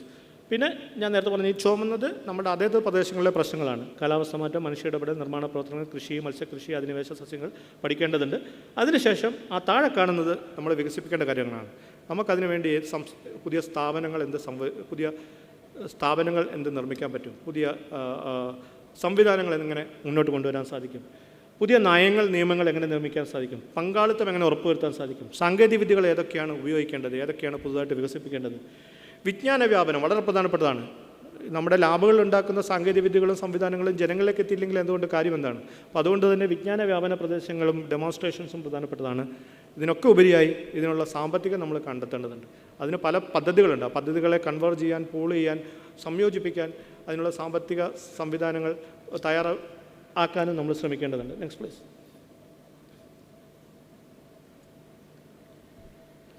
Next please. Okay. അപ്പം ഇതിൽ ശ്രദ്ധിക്കാനുള്ള 1-2 കാര്യം കൂടെ ഞാൻ പെട്ടെന്ന് പറഞ്ഞു പോകും. ഒന്ന്, പിന്നെ നമ്മുടെ ഏത് പ്രദേശത്താണെങ്കിലും അവിടുത്തെ സ്പേഷ്യോ ടെമ്പറൽ വാട്ടർ അവൈലബിലിറ്റി കാണണം. ആ ഒരു സ്ഥലത്ത് ഓരോ സമയത്ത് ഒരു പ്രദേശത്ത് എത്രത്തോളം വെള്ളം കിട്ടുന്നുണ്ട് അതിനെക്കുറിച്ചുള്ളൊരു വിശദാംശങ്ങൾ വേണം. അതിനുശേഷം വേണം നമ്മൾ അതിന് വേണ്ടിയിട്ടുള്ളൊരു IWRM പ്ലാൻ എന്ന് പറയും, integrated water resources management plan. അതിനോടൊപ്പം തന്നെ നമ്മളിപ്പോൾ പറയുന്നത് ഈ കിട്ടുന്ന വിവരങ്ങളെല്ലാം ജനങ്ങൾക്കുള്ളതാണ്. അതൊരു ഡാഷ്ബോർഡിൽ ഒരു സംവിധാനം വേണം. കെ വാരീസ് എന്ന് പറഞ്ഞൊരു സിസ്റ്റം ഇപ്പോൾ സ്റ്റാർട്ട് ചെയ്തിട്ടുണ്ട്, Kerala water resources information system. കർണാടകയിൽ നോക്കുകയാണെങ്കിൽ കുറച്ചും കൂടെ നല്ലതാണ്, Karnataka water resource information system. അവിടെ എത്ര മഴയാണ് ഓരോ സ്ഥലത്തും കിട്ടുന്നത്, എത്ര പുഴകളുണ്ട്, പുഴകളിൽ ഇപ്പോഴത്തെ വെള്ളം എത്രയാണ്, എത്ര കുളങ്ങളുണ്ട്, ഭൂജലത്തിൻ്റെ നിരപ്പ് എത്രയാണ്, ക്ലിയറായിട്ട് കിട്ടും. നമ്മൾ JJM കുറിച്ചൊക്കെ നിങ്ങൾക്ക് അറിയാമല്ലോ, ജൽജീവൻ മിഷൻ. അപ്പോൾ ഈ ജൽജീവൻ മിഷൻ്റെ വെബ്സൈറ്റിലും കുറേ ഡീറ്റെയിൽസ് ഉണ്ട്. ഈ ഡീറ്റെയിൽസൊക്കെ എടുത്ത് നമ്മളുടെ പ്രദേശത്ത്, നമ്മുടെ പഞ്ചായത്തിൽ നമുക്ക് എത്രത്തോളം വിവരങ്ങളുണ്ട്, എത്രത്തോളം മഴയും പുഴയും ആയുള്ള ജലത്തിൻ്റെ വിവരങ്ങളുണ്ട് എന്നതിന് നമ്മൾ ചേർക്കേണ്ടതുണ്ട്, അറിയേണ്ടതുണ്ട്. Next please. അപ്പോൾ അതിൽ ഏറ്റവും പ്രധാനപ്പെട്ടതാണ് വാട്ടർ ബഡ്ജറ്റ്. വാട്ടർ ബഡ്ജറ്റ് ഏറ്റവും പ്രധാനപ്പെട്ടത് നമ്മളിപ്പോൾ കേരളത്തിലെ 152 ബ്ലോക്കുകളിൽ 75 ബ്ലോക്കുകളിൽ ഇത് കംപ്ലീറ്റ് ചെയ്തു. ഇപ്പോൾ ഒരു 10-25 ബ്ലോക്കുകളിൽ ഇപ്പം അത് തീരും. പഴയ കമ്മിറ്റിയുടെ സമയത്ത് ഏകദേശം പൂർണ്ണമായി കഴിഞ്ഞതാണ്. അതായത് ഏകദേശം 100 ബ്ലോക്കുകൾ ആകെ കൂട്ടിയാൽ. വാട്ടർ ബഡ്ജറ്റ് എന്ന് പറഞ്ഞാൽ എന്താണ്? ഒരു പ്രദേശത്ത് മഴയായും പുഴയായും നീരൊഴുക്കായും പുറത്തു പോകുന്ന വെള്ളമായും എത്രത്തോളം വെള്ളം കിട്ടും. വലത്ത് സൈഡിൽ വെള്ളം എത്ര വേണം, കൃഷി ആവശ്യം, കുടിവെള്ളം, ജലസേചനം, ഇൻഡസ്ട്രിയൽ യൂസ്, ടൂറിസം, മത്സ്യബന്ധനം തുടങ്ങിയ പല മേഖലകൾക്ക് എത്ര വെള്ളം വേണം. ഇത് ഒരു വർഷത്തിന് ഒന്ന് കൂട്ടിയാൽ പോരാ, ഒരു പ്രാവശ്യം കണ്ടെത്തിയാൽ പോരാ. നേരെ മറിച്ച് നമ്മൾ ചെയ്തത് ഒരു വർഷത്തെ 10 ദിവസങ്ങളിലുള്ള 36 സെഗ്മെൻറ്റ്സ് ആയിട്ട് ഡിവൈഡ് ചെയ്ത്, ജൂൺ മാസമാണെങ്കിൽ ജൂൺ 1 മുതൽ 10 വരെ 1, 10 മുതൽ 20 വരെ, 20 തൊട്ട് 30 വരെ, അങ്ങനെ 36 സെഗ്മെൻറ്റായി ഒരു വർഷത്തെ തിരിച്ച് ഓരോ 10 ദിവസത്തെ സെഗ്മെൻറ്റിലും എത്ര വെള്ളം കിട്ടുന്നുണ്ട്, എത്ര വെള്ളം വേണം, അങ്ങനെ നോക്കി നമ്മൾ കണ്ടെത്തേണ്ടതുണ്ട്. അങ്ങനെ നോക്കി ഈ ഒരു രേഖ തയ്യാറാക്കി കഴിഞ്ഞാൽ ഇതിനനുസരിച്ച് നമുക്ക് പ്രാഥമിക മേഖലയിലെ വികസന പ്രവർത്തനങ്ങൾ ആസൂത്രണം ചെയ്യാൻ പറ്റും. എപ്പോഴാണ് വെള്ളം ഇല്ലാത്തതെന്ന് കറക്റ്റ് അറിയാൻ സാധിക്കും, വെള്ളം കരുതി വെക്കാൻ സാധിക്കും, വെള്ളം വേറൊരാൾക്ക് കൊടുക്കാനുള്ള, വേറൊരു പഞ്ചായത്തിന് കൊടുക്കാനുള്ള സാധ്യതകൾ തുറക്കാൻ സാധിക്കും. അപ്പോൾ ഇത് നമ്മൾ ചെയ്ത ഒരു നമ്മുടെ ഹരിത കേരള മിഷൻ്റെ സഹായത്തോടുകൂടെ ചെയ്തതാണ്. അതിൻ്റെ പ്രോട്ടോകോൾ ഡെവലപ്പ് ചെയ്തത് നമ്മളാണ്, ഫ്രെയിംവർക്ക്. അതിനുശേഷം നീതി ആയോഗ്, വളരെ അഭിമാനപൂർവ്വം പറയട്ടെ, അത് നീതി ആയോഗ് നമ്മളുടെ ഫ്രെയിംവർക്ക് നല്ലതാണെന്ന് കണ്ട് അത് അഡോപ്റ്റ് ചെയ്ത് അവരിപ്പം ഇന്ത്യയിലെ ഏറ്റവും വെള്ളത്തിന് പ്രശ്നമുള്ള 25 ആസ്പിറേഷണൽ ബ്ലോക്കിൽ ഇത് ചെയ്യാൻ പോവുകയാണ്. ഇതേ ഫ്രെയിംവർക്കിൽ വാട്ടർ ബഡ്ജറ്റ് തയ്യാറാക്കുകയാണ്, ജല ബഡ്ജറ്റ് തയ്യാറാക്കുകയാണ്. അവർ നവംബർ 19 റിലീസ് ചെയ്ത വാട്ടർ ബഡ്ജറ്റ് നീതി ആയോഗിൻ്റെ ഹെഡ്ക്വാർട്ടേഴ്സിൽ വെച്ച് റിലീസ് ചെയ്താണ്. നമ്മളും പോയിട്ടുണ്ടായിരുന്നു. വാട്ടർ ബഡ്ജറ്റിൻ്റെ ഫോർമാറ്റ്, അതിൻ്റെ രേഖയാണ് വലത്ത് സൈഡിൽ കാണുന്നത്. നെക്സ്റ്റ് പ്ലീസ്,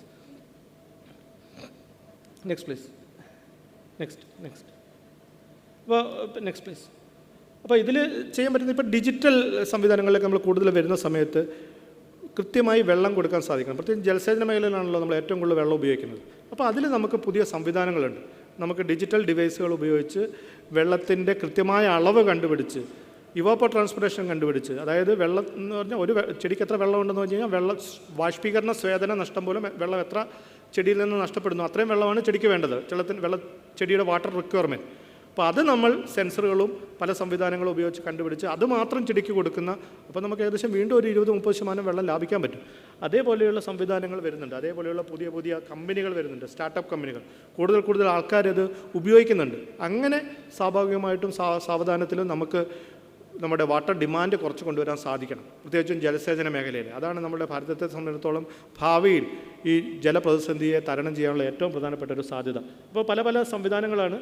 ഇത് ഗ്രാം വർക്ക്സ് എന്നുള്ളൊരു കമ്പനിയാണ്, നിങ്ങളതിൻ്റെ വെബ്സൈറ്റ് നോക്കിയാൽ കാണാം. മറ്റൊന്ന് ഉബാജ്, ഇദ്ദേഹം എൻ്റെ ഒരു ഫ്രണ്ടാണ്. അദ്ദേഹത്തിൻ്റെ മൊബൈൽ ആപ്പ് എടുത്ത് നിങ്ങൾ ഒരു പ്രദേശത്ത് പോയി ലാറ്റ് ലോഞ്ച് അത് ഓൺ ചെയ്ത് കഴിഞ്ഞാൽ അവിടുത്തെ ലാറ്റിറ്റ്യൂഡും ലോഞ്ചിറ്റ്യൂഡും എടുത്ത് എത്ര NPK എന്നുള്ളത് അതൊക്കെ ഇതിൽ മൊബൈലിലേക്ക് വരും, ഓട്ടോമാറ്റിക്കലി ലൈബ്രറിയിൽ നിന്ന് വരും. ഹൈപ്പർ സ്പെക്ട്രൽ ഇമേജസും അത് ഡൗൺലോഡ് ചെയ്ത് വരും. അപ്പോൾ ഒരു ഫീൽഡിൽ എവിടെയാണ് ന്യൂട്രിയൻ കുറവ്, വളക്കുറവുള്ളത്, എവിടെയാണ് ഇൻസെക്ട് അറ്റാക്ക് ഉള്ളത്, എവിടെയാണ് പെസ്റ്റ് അറ്റാക്ക് ഉള്ളത്, അതെല്ലാം പെട്ടെന്ന് തന്നെ കണ്ടുപിടിച്ച് പെട്ടെന്ന് തന്നെ ഇടപെടൽ പ്രവർത്തനങ്ങളിലേക്ക് വരാൻ സാധിക്കും. പ്രത്യേകിച്ചും നമ്മുടെ കേരളത്തിലെ തുണ്ടുവൽക്കരിക്കപ്പെട്ട ഭൂമിയിലല്ല, ഇത് ഹരിയാനയിലെ മൊഹാലിയിലാണ് അദ്ദേഹം. അപ്പോൾ അതേപോലെ ഹരിയാന, പഞ്ചാബ് പോലത്തെ വലിയ വിശാലമായിട്ടുള്ള പ്രദേശങ്ങൾ വളരെ വ്യാപകമായിട്ട് അവർ ഇതേപോലുള്ള ഡിജിറ്റൽ സംവിധാനങ്ങൾ ഉപയോഗിക്കുന്നുണ്ട്. Next please. വേറൊരാൾ ഒരു ഭൂജൽ ആപ്പ് തയ്യാറാക്കി. ഒരു കർഷകനാണ് മഹാരാഷ്ട്രയിൽ. അദ്ദേഹം ഒരു ഭൂജൽ ആപ്പ് എന്നൊരു ആപ്ലിക്കേഷൻ തയ്യാറാക്കി. അപ്പോൾ അത് നമ്മളുടെ അടുത്ത് വന്നിട്ടാണ് ടെസ്റ്റ് ചെയ്തത്. അതായത് ഒരു ബോർവെല്ലിൽ എത്ര വെള്ളം ഉണ്ടെന്ന് നമുക്ക് കണ്ണുകൊണ്ട് നോക്കിയാൽ കാണില്ലല്ലോ. അപ്പോൾ ആളുടെ മൊബൈൽ ഫോൺ എടുത്ത് അയാളുടെ മൊബൈൽ ആപ്പ് എനാബിൾ ചെയ്ത് നമ്മളൊരു ബോർവെല്ലിൻ്റെ സമീപത്തേക്ക് ചെന്ന് അതിൻ്റെ മെറ്റാലിക് ക്യാപ്പിൽ നമ്മളൊരു സ്പാനർ കൊണ്ടോ ഒരു കല്ലുകൊണ്ടോ ഒരു തട്ടി ഒരു സൗണ്ട് ഉണ്ടാക്കുകയാണെങ്കിൽ ആ സൗണ്ട് വേവ്സ് താഴെ പോയി വെള്ളത്തിൽ തൊട്ട് തിരിച്ചു വരുന്ന സമയം കണക്കാക്കി അദ്ദേഹത്തിൻ്റെ മൊബൈൽ ആപ്പ് പറയും ഇത്ര താഴത്തിലാണ് കിണറ്റിൽ വെള്ളമുള്ളത്. അത് കർഷകർക്ക് വലിയ ഗുണമാണ്. പലപ്പോഴും ബോർവെല്ലിൽ വെള്ളം ഇല്ലയെന്നറിയാതെ അവർ പമ്പ് ഓൺ ചെയ്യും, കുറച്ച് കഴിയുമ്പോൾ പമ്പ് കത്തിപ്പോവും, ചിലപ്പം വെള്ളം അവർക്ക് വേണ്ട രീതിയിൽ അത് പ്ലാൻ ചെയ്യാൻ സാധിക്കുന്നില്ല. അപ്പോൾ അതിനൊക്കെ വളരെ ഒരു കർഷകൻ തയ്യാറാക്കിയതാണ്. ഇതേപോലുള്ള പുതിയ ഡിജിറ്റൽ ഡിവൈസുകളൊക്കെ കൂടുതലായിട്ട് വേണം വാട്ടർ മാനേജ്മെൻറ്റ് എന്നാണ് ഞാൻ ഉദ്ദേശിച്ചത്. Next please. അതേപോലെ പല സംവിധാനങ്ങൾ, ലാൻഡ് സ്ലൈഡ് പ്രഡിക്ഷന് ഞങ്ങൾ വയനാടിൻ്റെ ഇതിന് DSTയുടെ സഹായത്തോടുകൂടെ ചെയ്യുന്ന ഒരു പ്രൊജക്റ്റാണ്. NIT സൂറത്കലിൻ്റെ സഹായത്തോടുകൂടി ചെയ്യുന്നതാണ്. ഉരുൾപൊട്ടൽ പ്രഡിക്ഷൻ അത് അതിൻ്റെ ഫൈനൽ സ്റ്റേജിലേക്ക് എത്തുകയാണ്. Next please. നെക്സ്റ്റ് ഇത് നമ്മൾ ഇവിടെ തയ്യാറാക്കിയ മറ്റൊരു മൊബൈൽ ആപ്പാണ്. ഇത് നമ്മുടെ കനോലി കനാലിനെ കുറിച്ച് നമുക്കറിയാം. പല സ്ഥലങ്ങളിലും ജലത്തിൻ്റെ മലിനീകരണം വലിയ പ്രശ്നമാണ്. അപ്പോൾ ഇതൊരു സിറ്റിസൺ അസസ്മെൻറ്റ് ടൂളാണ്. ഈ മൊബൈൽ ആപ്പ് പോയി നമ്മൾ കുറേ കോളേജ് കുട്ടികളെ പരിശീലിപ്പിച്ചിട്ടുണ്ട്. അവർ മൊബൈൽ ആപ്പും കൊണ്ട് ഈ കനോലി കനാലിൻ്റെ ഹോട്ട്സ്പോട്ട് മലിനീകരണം കൂടുതലുള്ള പ്രദേശങ്ങളിലേക്ക് പോകുന്നു. അവരുടെ അടുത്തൊരു ചെറിയ വാട്ടർ ക്വാളിറ്റി കിറ്റും കൂടെ കൊടുക്കുന്നു. അവരവിടെ പോകുന്നു, വെള്ളമെടുക്കുന്നു, കിറ്റിൽ ടെസ്റ്റ് ചെയ്ത് അത്യാവശ്യമായിട്ട് കണ്ടുപിടിക്കേണ്ട കുറേ കാര്യങ്ങൾ ആ കിറ്റിൽ നിന്ന് കിട്ടും. അത് ആ മൊബൈൽ ഫോണിലേക്ക് അപ്ലോഡ് ചെയ്യുന്നു. അതൊരു സാറ്റലൈറ്റ് മാപ്പിലേക്ക് വന്ന്, കോഴിക്കോട് ജില്ലയുടെ സാറ്റലൈറ്റ് മാപ്പിലേക്ക് വന്ന്, ആ കനോലി കനാൽ ഒഴുകുന്ന പ്രദേശങ്ങളിലൊക്കെയുള്ള റിയൽ ടൈം സാറ്റലൈറ്റ് മാപ്പിലേക്ക് വന്ന് അതവിടെ ഡിസ്പ്ലേ ചെയ്യും. അപ്പോൾ നമ്മുടെ മേയർക്ക് ഇത് മൊബൈൽ തുറന്നു നോക്കിയാൽ അറിയാം കനാലിലോ അല്ലെങ്കിൽ ഏതൊക്കെ പ്രദേശത്താണ് വെള്ളവുമായി ബന്ധപ്പെട്ട അതിൻ്റെ ഗുണനിലവാരവുമായിട്ട് ബന്ധപ്പെട്ട പ്രശ്നങ്ങളുള്ളതെന്ന്. അപ്പോൾ റിയൽ ടൈമിൽ നമുക്ക് കാര്യങ്ങൾ കിട്ടും. ഇതേപോലുള്ള പുതിയ പുതിയ സംവിധാനങ്ങളൊക്കെ വികസിച്ച് വരണം. അത് പുതിയ പഞ്ചായത്ത് സമിതികൾ അത് ഉപയോഗിക്കണം എന്നുള്ളതാണ് ഞാൻ ഉദ്ദേശിക്കുന്നത്, ഞാൻ പ്രധാനമായിട്ടും ഉദ്ദേശിക്കുന്നത്. Next please. Rain water harvesting വലിയൊരു സാധ്യതയാണ്. അതിനെക്കുറിച്ച് കൂടുതലായിട്ട് നിങ്ങൾക്ക് അറിയാവുന്നതുകൊണ്ട് കൂടുതലായിട്ട് ഞാൻ സമയം കളയുന്നില്ല. Next please. പലതരത്തിലുള്ള റെയിൻ വാട്ടർ റീചാർജ് ഞാൻ അടുത്ത് ശ്രീലങ്കയിൽ പോയിട്ടുണ്ടായിരുന്നു. അപ്പോൾ പല സ്ഥലങ്ങളിലും വ്യാപകമായിട്ട് ആൾക്കാർ ഉപയോഗിക്കുന്നുണ്ട്. നമ്മുടെ കടലുണ്ടിയിൽ മാത്രമല്ല, പല സ്ഥലങ്ങളിലും റെയിൻ വാട്ടർ ഹാർവെസ്റ്റിംഗ് ആവും. നേപ്പാളിലുള്ള പടമാണെന്ന്. Next please. പിന്നെ ഇതേപോലെ ലൈൻഡ് പോണ്ടിൽ വലിയ പൊളിത്തീൻ ലൈൻഡ് പോണ്ടുകളിൽ നമുക്ക് വെള്ളം ശേഖരിച്ച് ജലസേചന ആവശ്യത്തിന് ഉപയോഗിക്കാം. അപ്പോൾ അതിനുള്ള സംവിധാനങ്ങളൊക്കെ പല രീതിയിലുണ്ട്, പല സ്ഥലങ്ങളിലും ചെയ്യുന്നുണ്ട്. നോർത്ത് ഈസ്റ്റിൽ നിന്നും ഇത് പല സ്ഥലത്തും ഇതെല്ലാം നമ്മൾ തന്നെ ചെയ്തതാണ്. ഇതെല്ലാം നമ്മൾ ചെയ്ത പല സ്ഥലങ്ങളിൽ ചെയ്തതാണ്. കാസർഗോഡ് ചെയ്തിട്ടുണ്ട്, ഗോവയിൽ ചെയ്തിട്ടുണ്ട്, ഇത് ഷില്ലോങ്ങിൽ ചെയ്തതാണ്. അത് പഴയ മന്ത്രി PJ ജോസഫിൻ്റെ പ്ലോട്ടിൽ പുറപ്പുഴ തൊടുപുഴയിൽ ചെയ്തതാണ്. Next please. പല ഗ്രൗണ്ട് വാട്ടർ റീചാർജ്, ഭൂജല പരിപോഷണം വളരെ പ്രധാനപ്പെട്ടാണ്. Next please. നമ്മളുടെ കമ്മ്യൂണിറ്റി വാട്ടർ മാനേജ്മെൻറ്റ്, നമ്മളെ നാട്ടിൽ തന്നെ പരമ്പരാഗതമായിട്ട് ഉപയോഗിക്കുന്ന പല ജലവിഭവ സംവിധാനങ്ങളുണ്ട്, മാനേജ്മെൻറ്റ് സംവിധാനങ്ങളുണ്ട്. ഉദാഹരണത്തിന് കാസർഗോഡ് ജില്ലയിലെ സുരംഗങ്ങൾ, കിണർ താഴോട്ട് കുഴിക്കുന്നതിന് പകരം നമ്മളൊരു കുന്നിലേക്ക് തിരശ്ചീനമായിട്ട് കുഴിക്കുകയാണ്. അവിടെ നിന്ന് വെള്ളം വരികയാണ്. ആ വെള്ളത്തെ നമുക്ക് എങ്ങനെ ഉപയോഗിക്കാം? 24 മണിക്കൂറും 24/7 വെള്ളം പോയിക്കൊണ്ടിരിക്കുകയാണ്. ആവശ്യമുള്ള വെള്ളം 1-2 വീട്ടുകാർ ഉപയോഗിക്കുന്നുണ്ട്. ബാക്കി വെള്ളം നമുക്ക് അടുത്ത് തന്നെയുള്ള ഒരു കല്ലുവെട്ടുകുഴിയിലേക്ക് മാറ്റാം, അല്ലെങ്കിൽ ഒരു ഡൈക്ക് തയ്യാറാക്കി അതിലേക്ക് ശേഖരിക്കാം. അങ്ങനെയുള്ള പല പല സംവിധാനങ്ങൾ നമുക്ക് ഈ പഴയ പരമ്പരാഗത സംവിധാനങ്ങളുമായി ചേർത്ത് വികസിപ്പിക്കേണ്ടതുണ്ട്. Next please.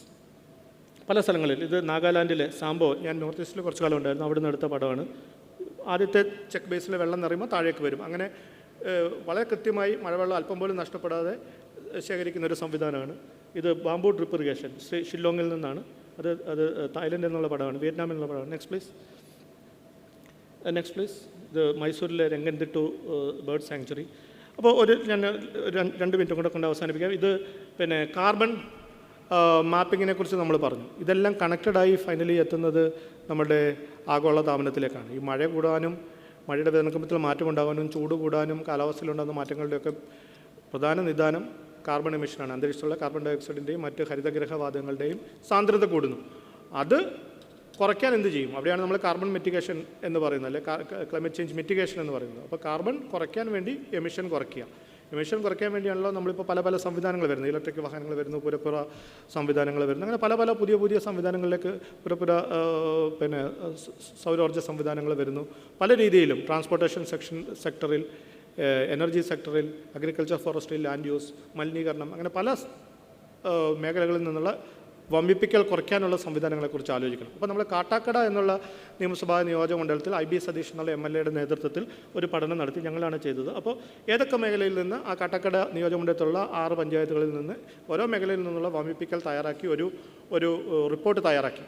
അത് തയ്യാറാക്കിയത് 2022-ലാണ്. അതിനുശേഷം MLA നേതൃത്വത്തിൽ അദ്ദേഹം ചെയ്തത് ഏതൊക്കെ പ്രദേശത്ത് ഏതൊക്കെ മേഖലയിൽ നിന്നാണ് കൂടുതൽ വമ്പിപ്പിക്കലുള്ളത്, അപ്പോൾ അത് കുറയ്ക്കാൻ വേണ്ടി അവിടെയുള്ള ഇടപെടൽ പ്രവർത്തനങ്ങൾ തയ്യാറാക്കി. ഉദാഹരണത്തിന് ഒരു സ്ഥലത്ത് എനർജി സെക്ടറിലാണ് കൂടുതലെങ്കിൽ അദ്ദേഹം അവിടെ പുരപ്പുറ സൗരോർജ്ജ യൂണിറ്റുകൾ കൂടുതലായി കൊടുത്തു. ഒരു സ്ഥലത്ത് മലിനീകരണത്തിൽ നിന്നാണെങ്കിൽ കൂടുതൽ മലിനീകരണ സംസ്കരണ സംവിധാനങ്ങൾ ചെയ്തു. മറ്റൊരു സ്ഥലത്ത് ട്രാൻസ്പോർട്ടേഷൻ മേഖലയിൽ നിന്നാണെങ്കിൽ സ്കൂളിൽ കുട്ടികൾ രാവിലെ മാതാപിതാക്കൾ മോട്ടോർ വാഹനങ്ങൾ കൊണ്ടുവരുന്നതിന് പകരം അവർക്ക് സൈക്കിൾ വാങ്ങിച്ചു കൊടുത്തു. അപ്പോൾ അതേപോലെയുള്ള രീതിയിൽ ഇടപെടൽ പ്രവർത്തനങ്ങൾ നടത്തി. രണ്ടാമത് നമ്മൾ ചെയ്തപ്പോൾ 3 വർഷം കഴിഞ്ഞ് ചെയ്തപ്പോൾ കാർബൺ ബഹിർഗമനം 46% കുറഞ്ഞതായിട്ടാണ് കണ്ടത്. അപ്പോൾ അത് തീർച്ചയായിട്ടും പോസിബിളാണ്. അത് പെട്ടെന്ന് നമുക്ക് ഒരു ഭരണസമിതിയുടെ സമയത്ത് കൊണ്ടൊന്നും ഉണ്ടാവില്ല. പക്ഷേ അതൊരു ഭാവി തലമുറയ്ക്ക് വേണ്ടി നമുക്ക് ചെയ്യാൻ പറ്റുന്ന ഏറ്റവും വലിയൊരു പ്രവർത്തനമായിരിക്കും ഇതേപോലുള്ള എമിഷൻ കുറയ്ക്കാനും സിക്വസ്റ്റേഷൻ കൂട്ടാനുമുള്ള സംവിധാനങ്ങൾ. Next please. അതിൻ്റെ കേരളത്തിലെ എല്ലാ സീഡ് ഫാമിലും നമ്മളിത് ചെയ്തു. ഒക്കൽ സീഡ് ഫാമാണ് ഒരുപക്ഷെ ഇന്ത്യയിലെ തന്നെ ആദ്യത്തെ carbon neutral seed farm, certified ആണ്. Next please. കറണ്ട് സയൻസിൽ അതിൻ്റെ ഒരു ഫ്രെയിം വർക്ക് ചെയ്തിട്ടുണ്ട്. Next please. ഞാൻ അവസാനിപ്പിക്കുകയാണ്. നെക്സ്റ്റ് ഒരു മലയാളം. അപ്പോൾ ഇതും കൂടെ പറഞ്ഞ് ഞാൻ അവസാനിപ്പിക്കാം. അപ്പോൾ നമുക്ക് എന്ത് ചെയ്യണം?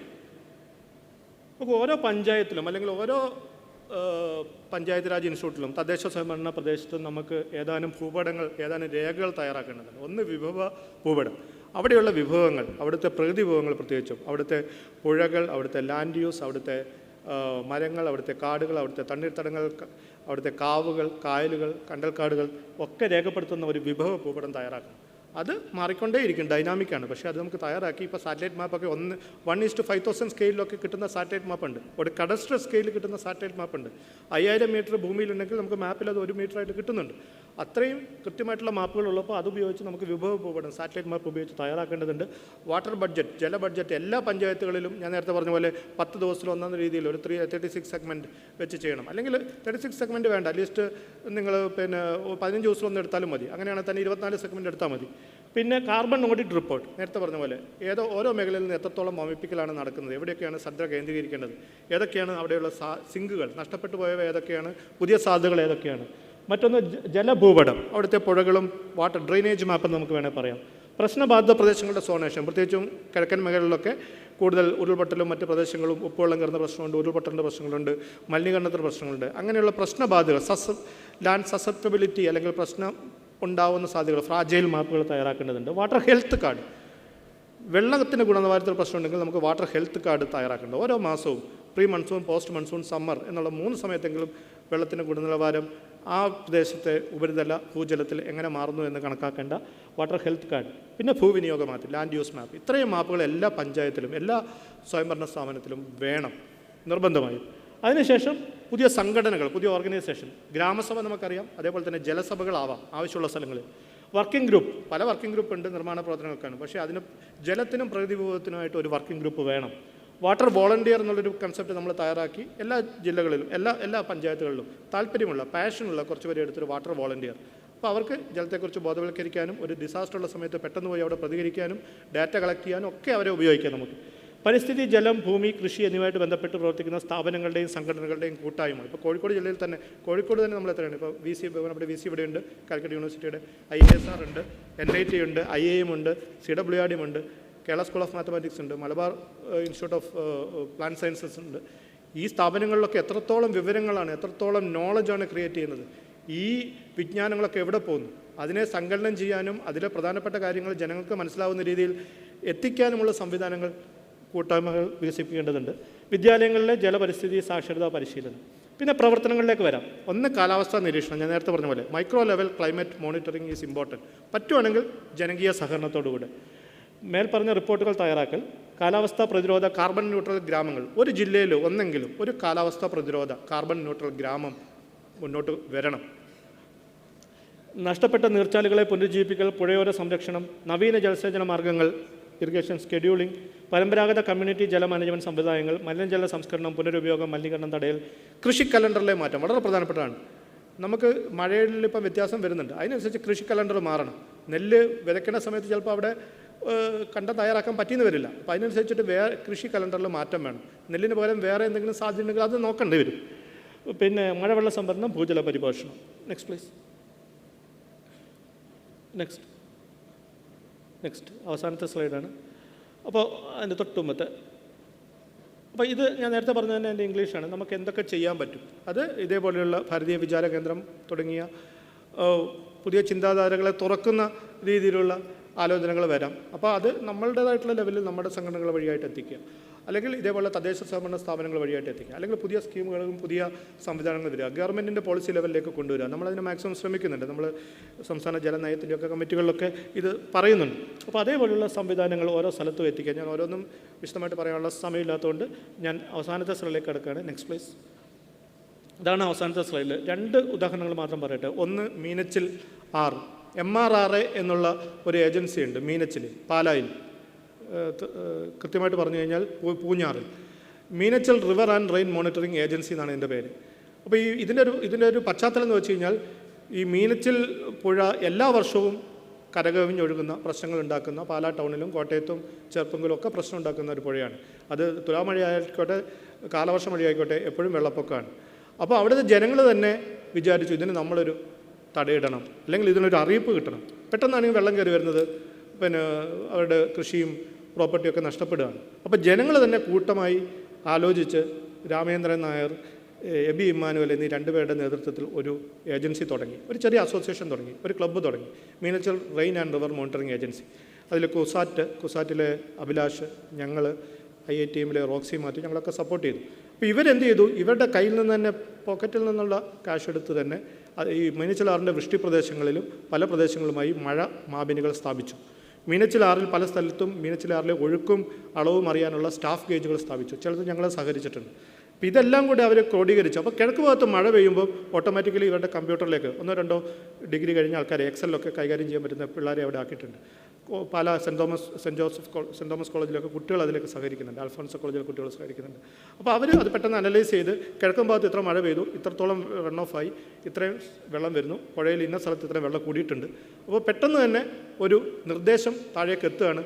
വെള്ളം കരകവിഞ്ഞ് വരുന്നുണ്ട്, പാലായിൽ നിന്നും ചെറുപ്പങ്ങളിൽ നിന്നും, അല്ലെങ്കിൽ ഒരു ഏതാനും മണിക്കൂർ കഴിയുമ്പോൾ കോട്ടൺ ടൗണിലും ഇത്ര വെള്ളം കയറും എന്ന് ജനങ്ങൾ തന്നെ കണ്ടെടുത്ത് കമ്മ്യൂണിറ്റി ക്ലൈമറ്റ് മോണിറ്ററിംഗ് സിസ്റ്റമാണ് നടക്കുന്നത്.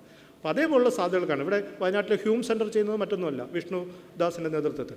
അപ്പോൾ അതേപോലുള്ള പുതിയ സംവിധാനങ്ങളെ, പുതിയ ആലോചനകളെ നമ്മൾ തുറന്ന് എടുക്കേണ്ടതുണ്ട്. ഒരു ഓർമ്മ വന്നപ്പോൾ ഒന്ന് പറയുകയാണ്, നമ്മൾ ശബരിമലയ്ക്ക് പോകാൻ വ്രതം നോക്കുന്നുണ്ട്. പിന്നെ ഇസ്ലാം മതവിശ്വാസികൾ റംസാൻ സമയത്ത് വ്രതം നോക്കുന്നുണ്ട്. ക്രിസ്തു മതവിശ്വാസികൾ ചില സമയങ്ങളിൽ നോമ്പ് നോക്കുന്നുണ്ട്. അപ്പോൾ നമുക്ക് എന്തുകൊണ്ട് കാർബൺ നോമ്പെന്ന് ആലോചിച്ചുകൂടാ?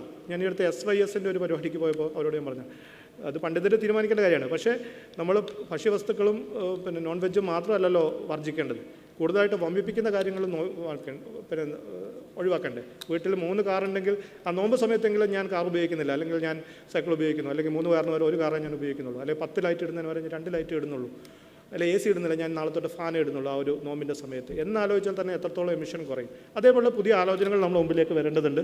പിന്നെ അപ്പുറത്ത് മറ്റൊന്ന് കണ്ടതിൻ്റെ കട്ട, അവസാനത്തെ സ്ലൈഡിൽ തൊട്ട് അപ്പുറത്തെ സൈഡിൽ ഒരു കട്ടയുണ്ട്. കാസർഗോഡ് ജില്ലയിലെ മധുവൊക്കെ ഇവിടെയുണ്ട്. ഞങ്ങൾ കാസർഗോഡ് കുറേ കാലം ഉണ്ടായിരുന്നു. പുറകിലത്തെ സ്ലൈഡ് ഒന്ന് കാണിക്കോ? ഇതിന് തൊട്ട് പുറകിലത്തെ സ്ലൈഡ് ഒന്ന് കാണിക്കോ? കണ്ടോ? ഓക്കെ. അപ്പോൾ അത് കട്ട എന്ന് കണ്ടല്ലോ. ഇത് ഏത്തടുക്ക എന്നൊരു പുഴയുണ്ട് കാസർഗോഡ് ജില്ലയിൽ. ഈ പുഴയ്ക്ക് കുറുകെ 20 വർഷങ്ങളോ 25 വർഷങ്ങളോ, ഞാൻ 98 എടുത്തൊരു പടമുണ്ട്, അത് ഇതിലില്ല. ഇത് 2021 ഇന്ത്യൻ എക്സ്പ്രസ്സിൽ വന്നതാണ്. ഇപ്പോൾ എല്ലാ വർഷവും ഏത്തടുക്ക പുഴയ്ക്ക് കുറുകെ ഇതേപോലുള്ള ചെക്ക് ഡാമുകൾ കെട്ടുകയാണ്. ആരാ കെട്ടുന്നത്? അവിടുത്തെ ജനങ്ങൾ, അവിടുത്തെ കർഷകർ. പഞ്ചായത്തിൽ നിന്നോ ഗവൺമെൻറ്റിൽ നിന്നോ 5 പൈസയുടെ പിന്നെ അസിസ്റ്റൻസ് ഇല്ല അവർക്ക്. ജനങ്ങൾ തന്നെ അവരുടെ അധ്വാനവും അവരുടെ പൈസ ഉപയോഗിച്ചിട്ട് ഇതേപോലെ കട്ടകൾ കെട്ടി ഏത്തടുക്ക പുഴയിൽ നിന്നുള്ള വെള്ളത്തെ തടഞ്ഞു നിർത്തി കവുങ്ങന്തോട്ടം ഇറിഗേഷൻ ചെയ്യാനും ഗ്രൗണ്ട് വാട്ടർ റീചാർജ് ചെയ്യാനും ഉപയോഗിക്കുകയാണ്. എന്നിട്ട് അടുത്ത മഴക്കാലത്തിന് മുമ്പ് ഇത് പൊളിച്ച് അവരിടും. അടുത്തൊരു പറമ്പിലേക്ക് ബിൽഡിംഗ് മെറ്റീരിയലൊക്കെ എടുക്കും. എന്നിട്ട് അടുത്തൊരു ഒക്ടോബർ നവംബർ ഡിസംബർ മാസത്തിലാണ് വീണ്ടും കെട്ടുന്നത്. അപ്പോൾ ഇങ്ങനെ ഒരു ചെയിൻ ഓഫ് കട്ടാസ് നിങ്ങൾക്ക് അവിടെ കാണാം. കട്ട എന്ന് പറഞ്ഞാൽ കന്നഡയിൽ ചെക്ക് ഡാം എന്നാണ്. അപ്പോൾ ജനങ്ങളുടെ കൂട്ടായ്മയിലൂടെ, സഹകരണത്തിലൂടെ ജല മാനേജ്മെൻറ്റ് നടത്തുന്ന ധാരാളം ഉദാഹരണങ്ങൾ നമ്മുടെ മുമ്പിലുണ്ട്. അതിൽ 1-2 ഉദാഹരണങ്ങളാണ് ഞാൻ പറഞ്ഞത്. അപ്പോൾ ഒരിക്കൽ കൂടെ എന്നെ കേട്ടാൽ നിങ്ങൾക്ക് എല്ലാവർക്കും നന്ദി.